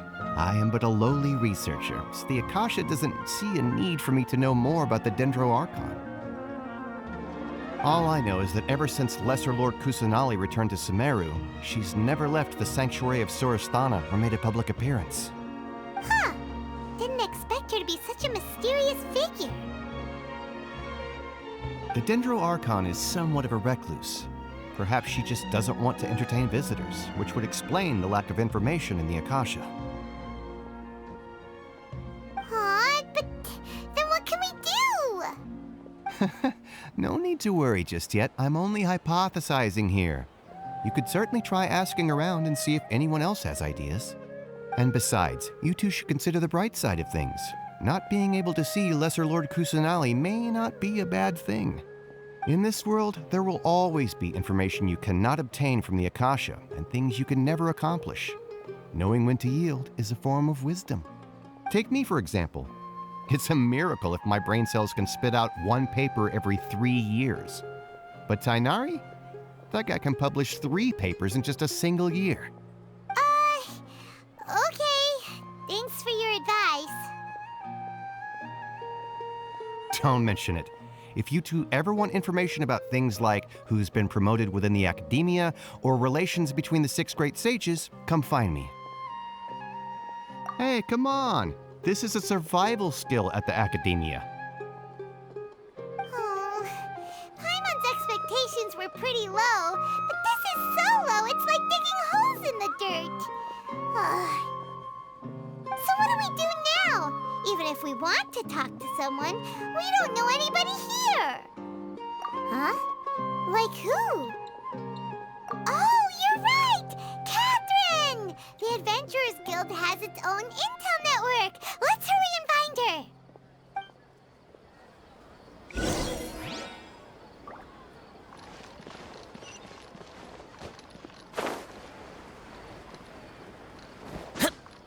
Useless! Ad Astra Abyssosk. Hello, Traveler and Paimon. Catherine, we need your help with something. Understood. The Adventurers Guild is always ready to serve you. With what do you require assistance? We want to meet with Lesser Lord Kusanali. Do you know a way we can do that? You two wish to meet with Sumeru's Archon. Understood. Please wait.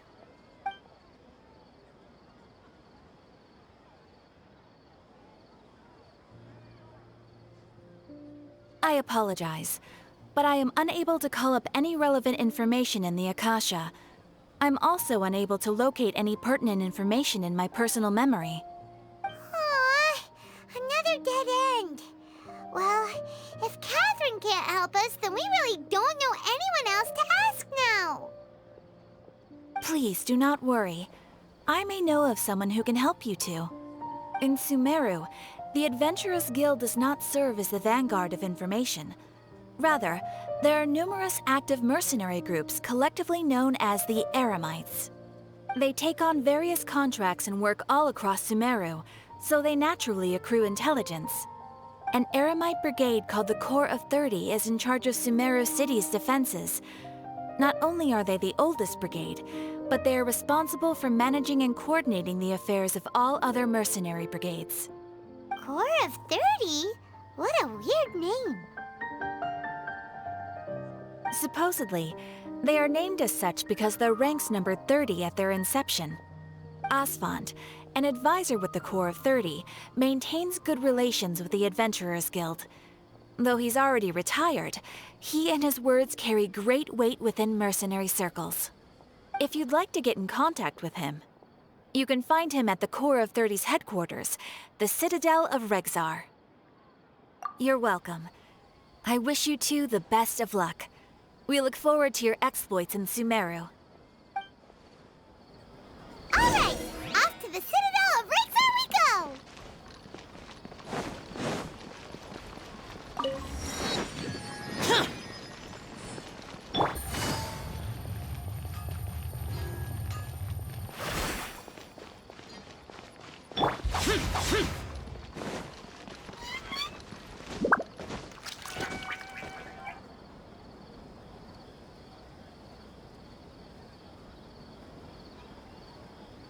Welcome. The Adventurers Guild told me to expect you two. It's nice to meet you, Asfand. We'd like to ask you about something.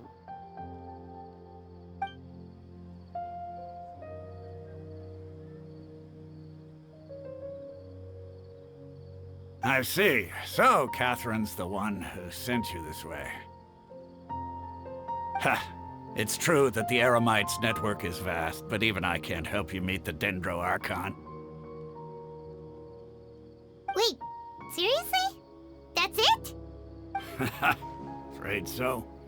The Eremites aren't terribly religious, so we don't know much about divinities. As far as the Akasha goes, we can access even less than you. We originally came from the desert. The gods there died off long ago. Since those days, we've used our own 2 hands to carve out a living. We don't beg gods for their aid. It isn't just us, though. If you ask me, I think most in Sumeru aren't interested in Lesser Lord Kusanali. Oh? Why's that? Just take the Academia, for example. They're the ones who truly rule Sumeru. Although they believe in gods, most of them only care for the late Greater Lord Rukkhadevata. In their eyes, she was the one who founded Sumeru and gifted us with the Akasha. Lesser Lord Kusanali just happened to inherit her legacy. Because of the Academia's influence, most citizens are more familiar with Greater Lord Rukkhadevata and hold her in greater esteem. Not to mention that Lesser Lord Kusanali never makes an appearance, and the Academia never announces anything about her. As far as the people of Sumeru are concerned, she's just a god that exists. And that's all. Really? Aw. After hearing all of that, Paimon sort of feels bad for Lesser Lord Kusanali. Ha! But who knows? We're all just guessing when it comes down to it. Besides, I'm sure the God of Wisdom doesn't worry about her reputation among people like us. All right. Well, thanks for the info, Osfond. No problem. Always happy to help out the Adventurers Guild. Is there a new question for the Academia?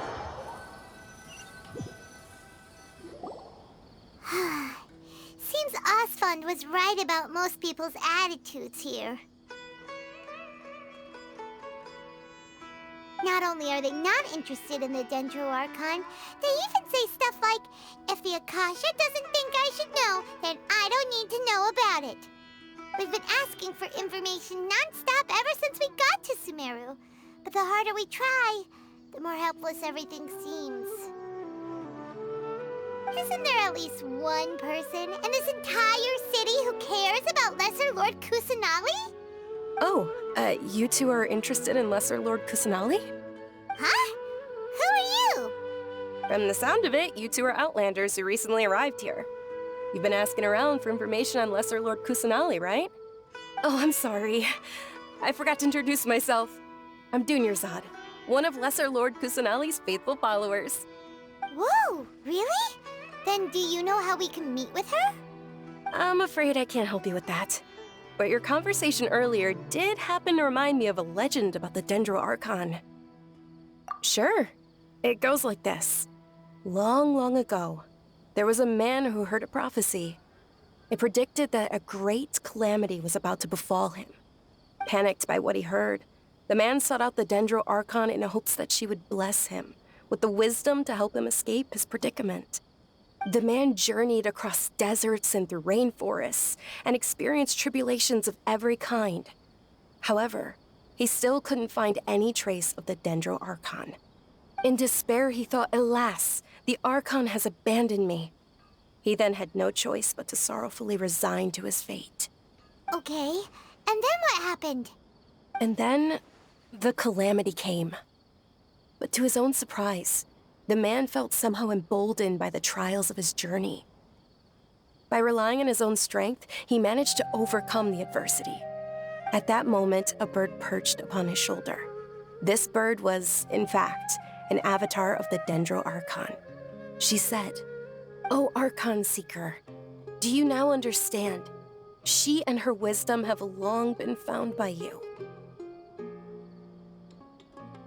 Along your journey, we were in every flower and blade of grass, every ray of sparkling sun, and every breath of dancing wind.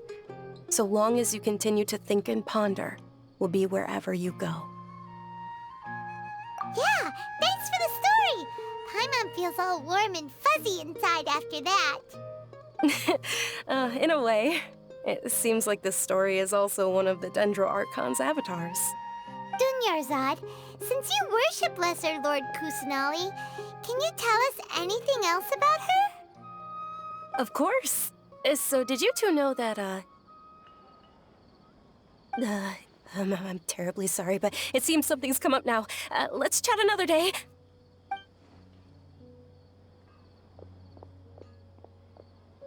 Hey,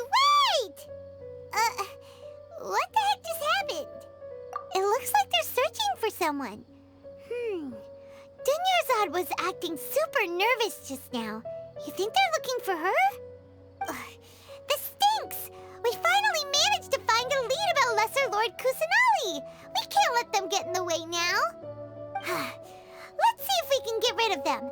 Then we can catch up with Dunyarzad! Hey, have you two seen a brown-haired girl wearing a purple top and a long blue dress? We're looking for her. Did she have bandages wrapped around her wrists? Yes, that's her. Did you see which direction she went? Yeah, she went that way. Quick, after her!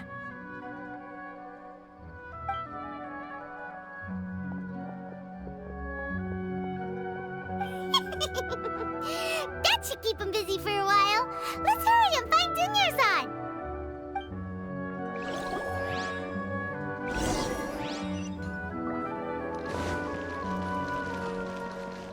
Trust me, just take my word for it. There you are, Dunyarzad. We thought you might have been long gone by now. Oh, it's you two. Oh, you startled me there. You can relax now. We threw those people looking for you off the trail. Really? Thank you so much. Unfortunately, I believe there's still more of them out there looking for me. Uh-oh, looks like there's some coming this way. Huh? More of them? Then what are we standing here for? Run! No, wait, my body isn't in the best shape. It's difficult for me to run. Okay, sounds good. There's a tavern on the other side of the port we can go to. They probably wouldn't expect me to hide in a place like that. All right, let's move out. Stay behind us. We'll keep an eye out for anyone looking for you.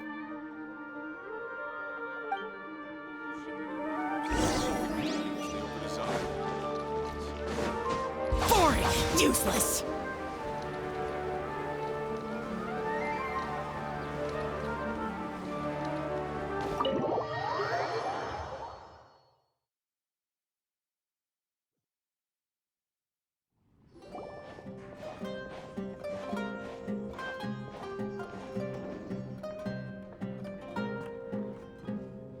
We made it.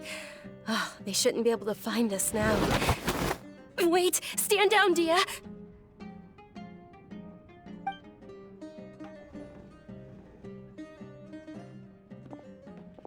My lady, who are these two? They're travelers that I met on the street just a moment ago. They happened to notice that you were all searching for me, so they helped me hide. I see. In that case, you two should scram. There's nothing here for you. Wait a sec! Who the heck are you? And why are you shooing us away? I'm Miss Dunyarzad's bodyguard, here to see that she returns home safe and sound. My lady, let's get going. You've been gone for so long that your parents are worrying themselves sick. And if I refuse to go with you? It'd be easier for the both of us if you cooperated. But if you insist on not going, then I'll have to carry you like a sack of potatoes. Hey! Dunyarzad already said she doesn't want to go back. Why are you still pushing her? Stay out of this. You don't understand the situation. Sorry, my lady. Even though I'm your bodyguard, your parents are my employers. I have to answer to them. How much? Wait, what? How much more do I have to pay you to become your employer? So you never listen to my parents ever again. Double? A triple? Give me some time and I'll get that much. My lady, this isn't about Mora. I don't know what you think of us Eremites, but let me say this. I like Mora, but I'll never go against my principles. That's why I'm here looking for you. Sure, it's an order from my employer, but my conscience was also telling me it's the right thing to do. And knowing your health, carelessly running around like this is gonna hurt ya. For the sake of those who love you, don't be stubborn. No, you're wrong. I'm aware of my limits and I know what I'm doing. Honestly, the only people being stubborn right now are my parents. And they know perfectly well that it makes no difference if I'm at home or not. They still won't accept reality. And every time I bring this up, they just change the subject. Dehya, you've been living with us a long time already. This should be old news to you. Dehya, I know it hasn't been easy for Mother and Father, and I'm grateful for everything they've done for me. But there's someone else in this world I'm also grateful to. Because she saved me. The love I have for her is the same I have for my parents. This is my life and my last chance. So I want to do something meaningful.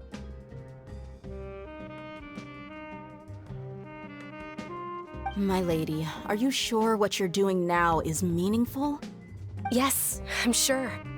At least, it is to me. Fine, I won't ask you to return home anymore. But let me make something very clear. I'm only doing this because I respect your determination, not because I agree with you. Thank you, Dehya.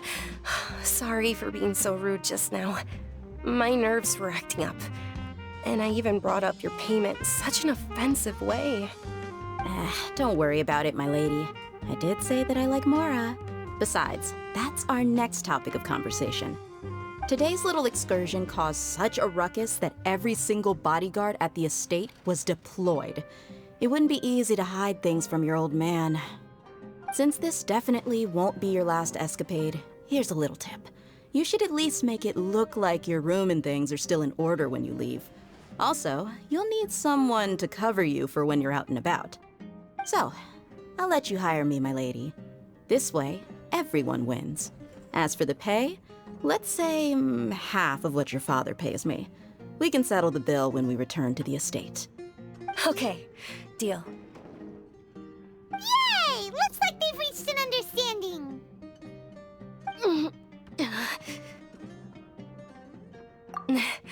I'm fine, really. I just feel a little tired now that things have calmed down.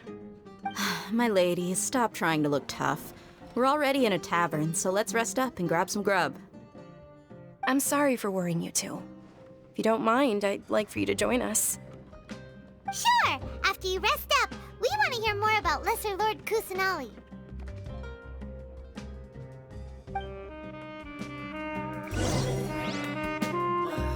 You just can't beat the atmosphere here.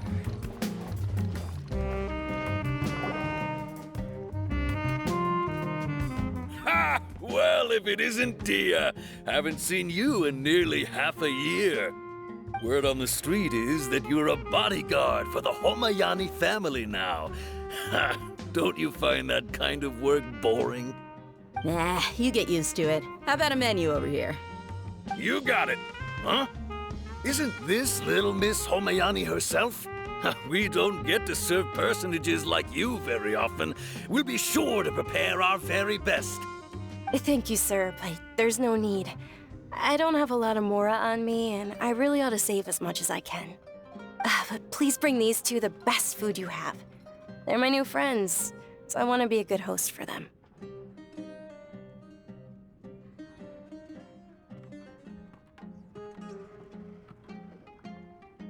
Yeah, we're already super grateful for everything you told us about Lesser Lord Kusanali. How about our coconut charcoal cakes?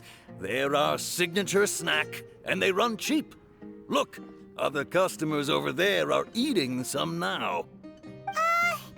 They look kind of burnt and dry. Paimon will pass.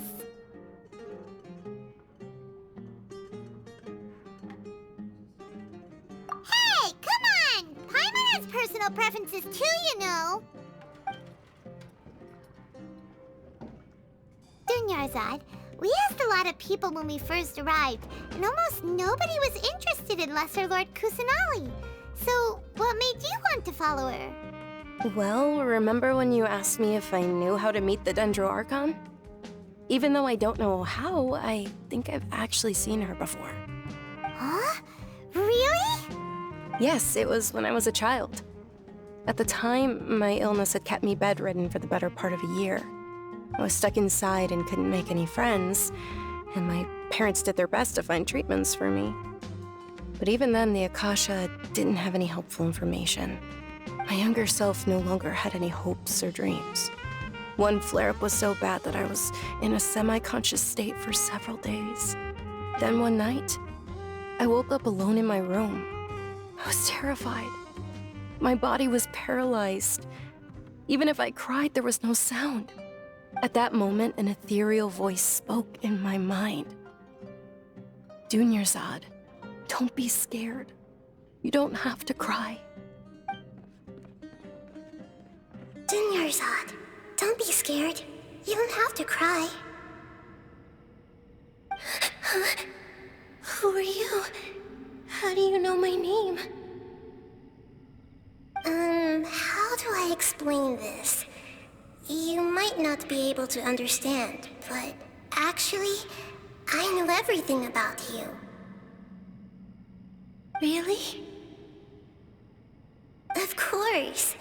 I know that you're scared of thunder, that you hate taking medicine every morning, and that you love counting the petals on your mom's skirt. Wow, you really do know everything. Dunyarzad, is there anything you want?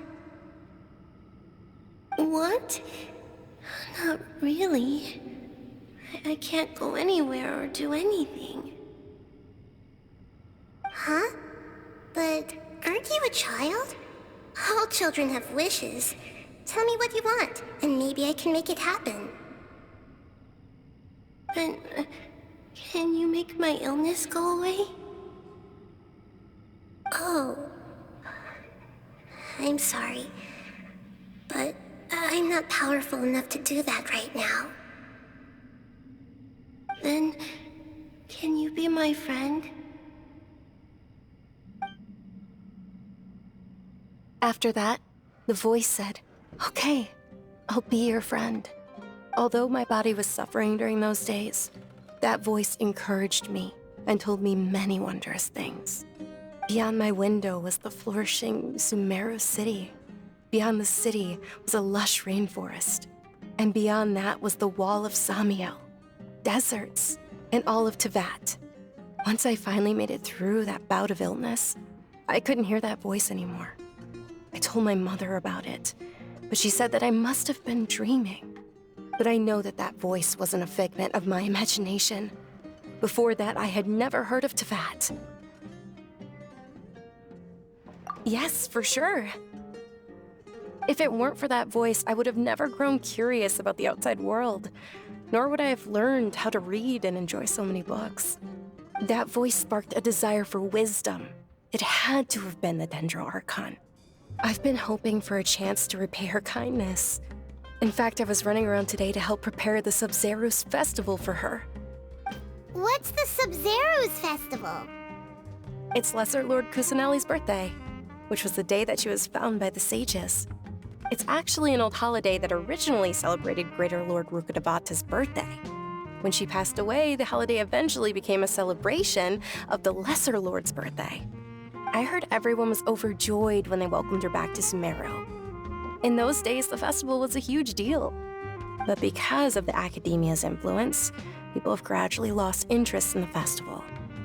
The Academia actively participates in Sumeru's many holidays dedicated to Greater Lord Rukkhadevata. But when it comes to the Subzeros Festival, forget any funding. They practically act like it doesn't exist. Maybe they see Lesser Lord Kusanali's birth as confirmation of Greater Lord Rukkhadevata's death, so they're reluctant to celebrate it. Aw, but that's awful. It is. It's absolutely terrible. Sure, the Greater Lord founded Sumeru, but hasn't Lesser Lord Kusanali been the one quietly protecting us for the past few hundred years? Just remember that we're still out in public. Don't get too carried away now.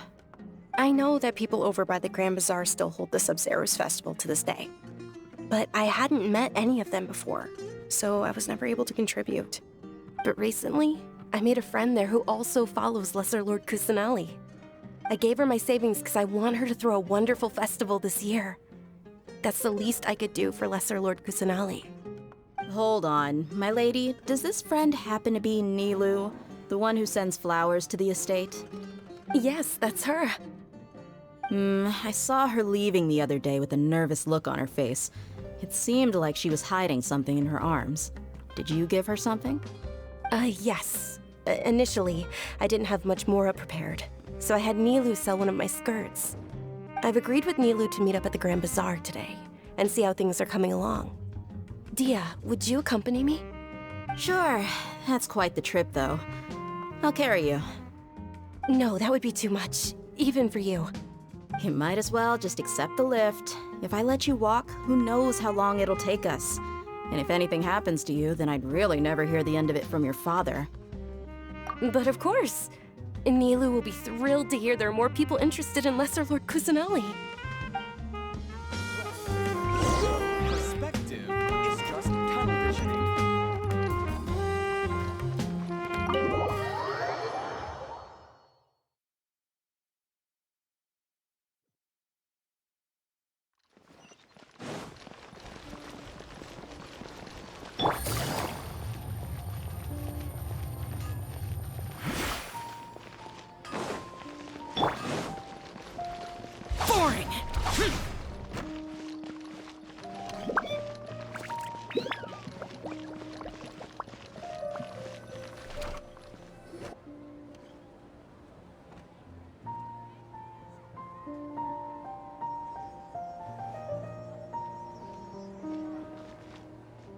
Sorry I'm late, Nilou. Oh, Dunyarzad. It was taking you so long that I assumed you got trapped at home, but you made it in the end. Uh-oh. But if Dehya's here, that means you got caught, right? You could say that, but everything worked out. She's on our side now. Not completely. Oh, and who are these two? Oh, meet the Traveler and Paimon, my two newest friends. They're visitors who just arrived at Sumeru City and are looking for information on Lesser Lord Kusanali. So you're followers from another land? That's wonderful. You two absolutely mustn't miss the Subzeroes Festival. By the way, Dunyarzad, we've already started decorating the Grand Bazaar. It looks spectacular. Thanks to your generous contribution. You're very welcome. It's the only thing I could do. Do you still have enough Mora? Probably? But don't sweat it. We've already finished renovating the stage. Come on, I'll show you.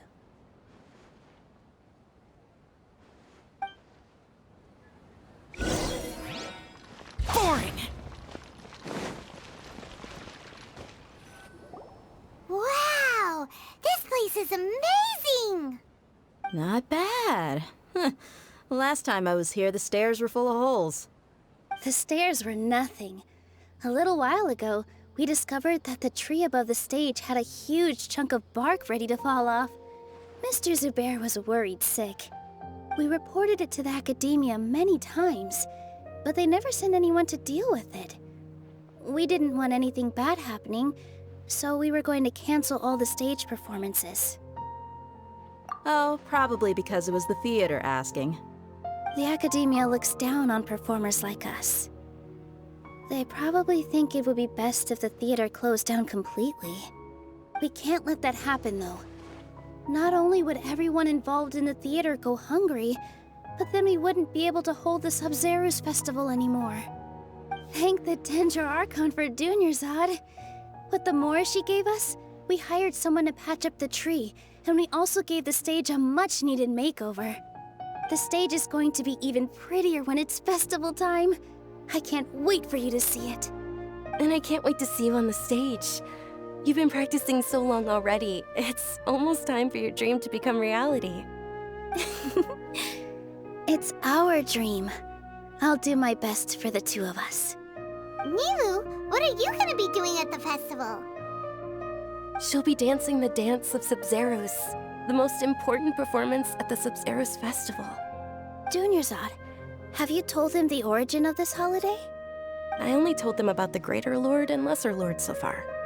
Okay, then I'll tell you two about how this holiday came to be. According to legend, the Subzeros Festival was originally the Goddess of Flowers' birthday celebration for the Greater Lord. A long, long time ago, on one of Greater Lord Rukkhadevata's birthdays, her friends threw her a celebratory banquet. Some of the gods got drunk. One started playing music, and the Greater Lord started singing, so the Goddess of Flowers began to dance. As she danced upon the grass, countless beautiful Padisaras began to bloom wherever she stepped. Those brilliant purple flowers became her dazzling stage. All the gods clamored, "Oh, if only time could stop at this very moment." Of course they did. When people mention the gods, they always think of the Archon War. But Sumeru's gods also had happy times. Although they aren't around anymore, they're preserved in our tradition of dance. This outfit I'm wearing is apparently based on how the Goddess of Flowers looked.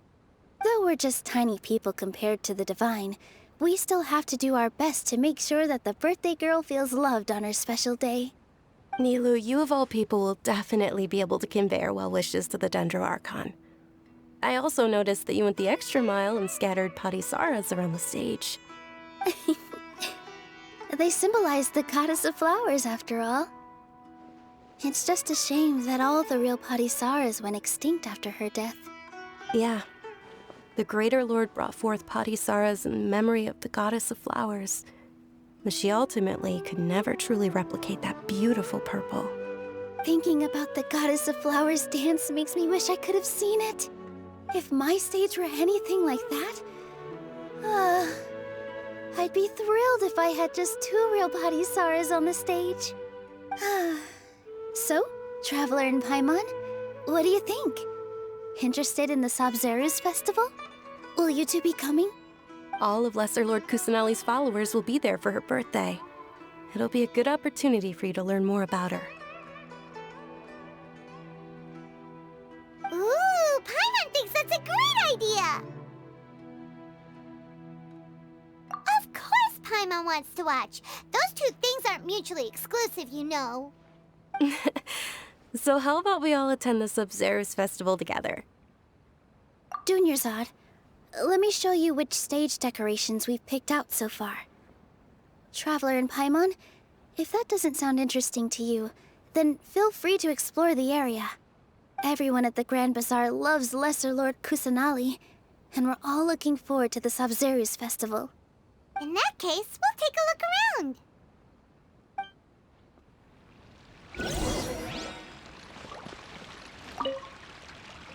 Whoa! What's with your yellow hair? And why do your clothes look so funny? Are you an Outlander? Did you know that the Subzeros Festival is about to happen? There'll be loads of fun things to do at the festival. But the best part is when Ferris, the Knight of Flowers, passes out candy to everyone. Useless. Dancing at the Subzeroes Festival. You know, I also danced when I was younger. As a child, I even asked my grandmother why we performed the dance for the Lesser Lord when it was originally done to honor the Greater Lord. My grandmother said that Greater Lord Rukkhadevata is a beloved deity and honored by all. And Lesser Lord Kusanali is too. If the Goddess of Flowers ever knew Lesser Lord Kusanali, then she would certainly have wished to be her friend and hold celebrations for her too. The Subzeroes Festival has been losing its appeal over the years. That is, until a wealthy benefactor stepped in this year and brought the festival back to life. I heard she forked out a lot of mora to make it all happen.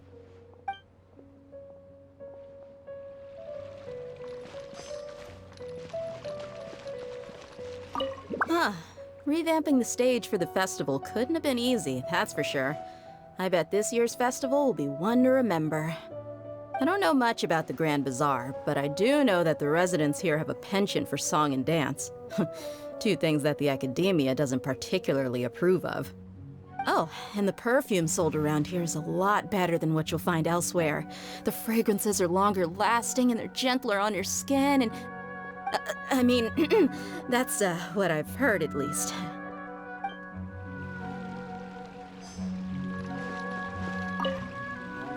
Things are really shaping up, and there's a buzz around the festival this year. We're expecting people from all over to come by this year and buy things during the festivities. Don't be fooled into thinking that Sumeru City has the best of everything. Some festival snacks are only offered here in the Grand Bazaar. And when it comes to musicians, dancers, or singers, the Grand Bazaar's got the best of the best. Sure, those folks at the Academia might not like it, but what's a festival without song and dance?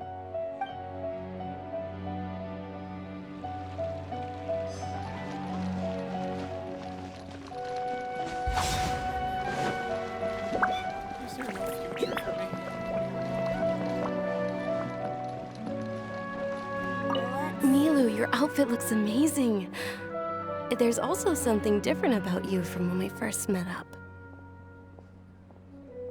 I thought I'd add a little extra pizzazz to my dress for the festival. See? Wow, did you sew all that yourself? Uh-huh. Sewing is a fundamental skill for everyone in the theater company because we make all our own costumes. Did you know that Mr. Zubair not only can make costumes, but props too? I've noticed that you can't keep your eyes off that crown over there.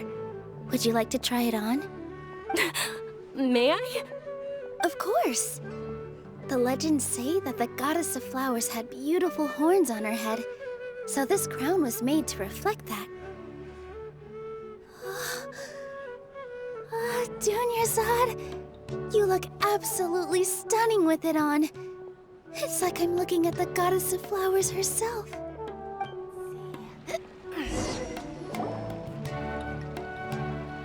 Hey! Is that who Paimon thinks it is?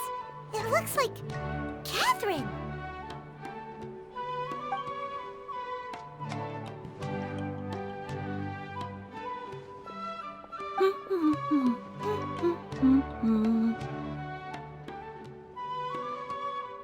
Huh. Come to think of it, Paimon's only ever seen her behind the counter at the Adventurers Guild. This is the first time we've ever seen her taking a break. Hey, Catherine! Huh? Oh, hey! It's the Traveler and Paimon! What's shaken? Whoa! Break time Catherine sure sounds a lot less formal than usual. Paimon was still waiting for her to say Ad Astra Abyssosque. Sure. Standing behind the counter at the Adventurers Guild doesn't require any complicated functions. But saying and doing the same old things over and over again can get pretty monotonous. Like watching the same Fontaine movie day after day. But take you two, for example. You travel across Teyvat to enrich your lives and gain new experiences. Well, we enjoy traveling across Teyvat and all that, but we're mainly looking for clues about his sister. Yes, and you should keep searching. Sometimes the answers we're looking for aren't necessarily at our intended destination. Instead, they're found along the way. Huh. Haven't we heard someone say something pretty similar recently? Anyways, what brings you out here, Catherine? No, not particularly. I guess you could say that I'm loving the recent atmosphere here. If festivals bring happiness to everyone, then that's where their true value lies. Oh, it looks like it's about time for me to be heading back now. Alright, we'll see you next time at the Adventurers Guild. Oh, by the way, thanks for connecting us with the Eremites.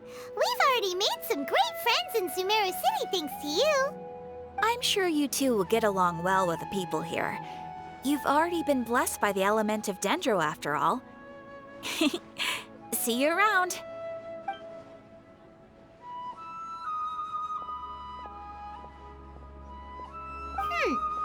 There's something really different about Catherine today. Hey, Traveler. Paimon.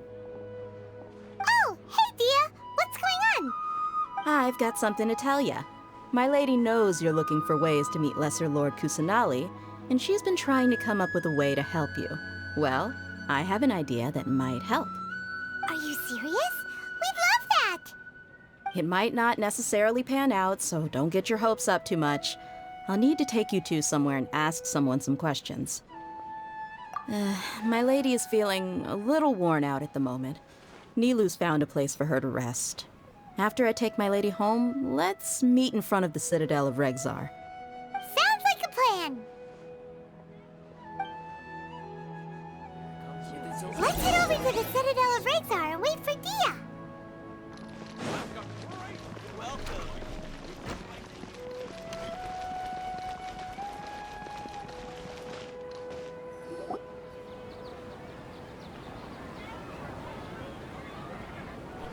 Sorry, I'm late.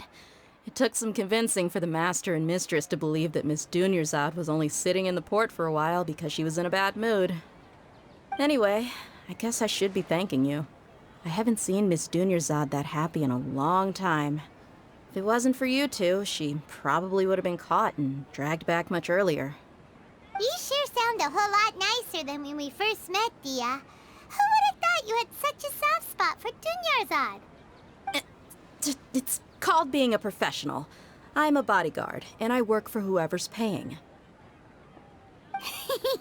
Look, Dehya's blushing.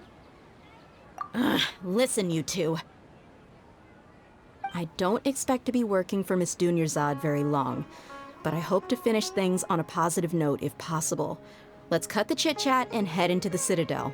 We'll see if the person I know has a way for you two to meet with the Lesser Lord.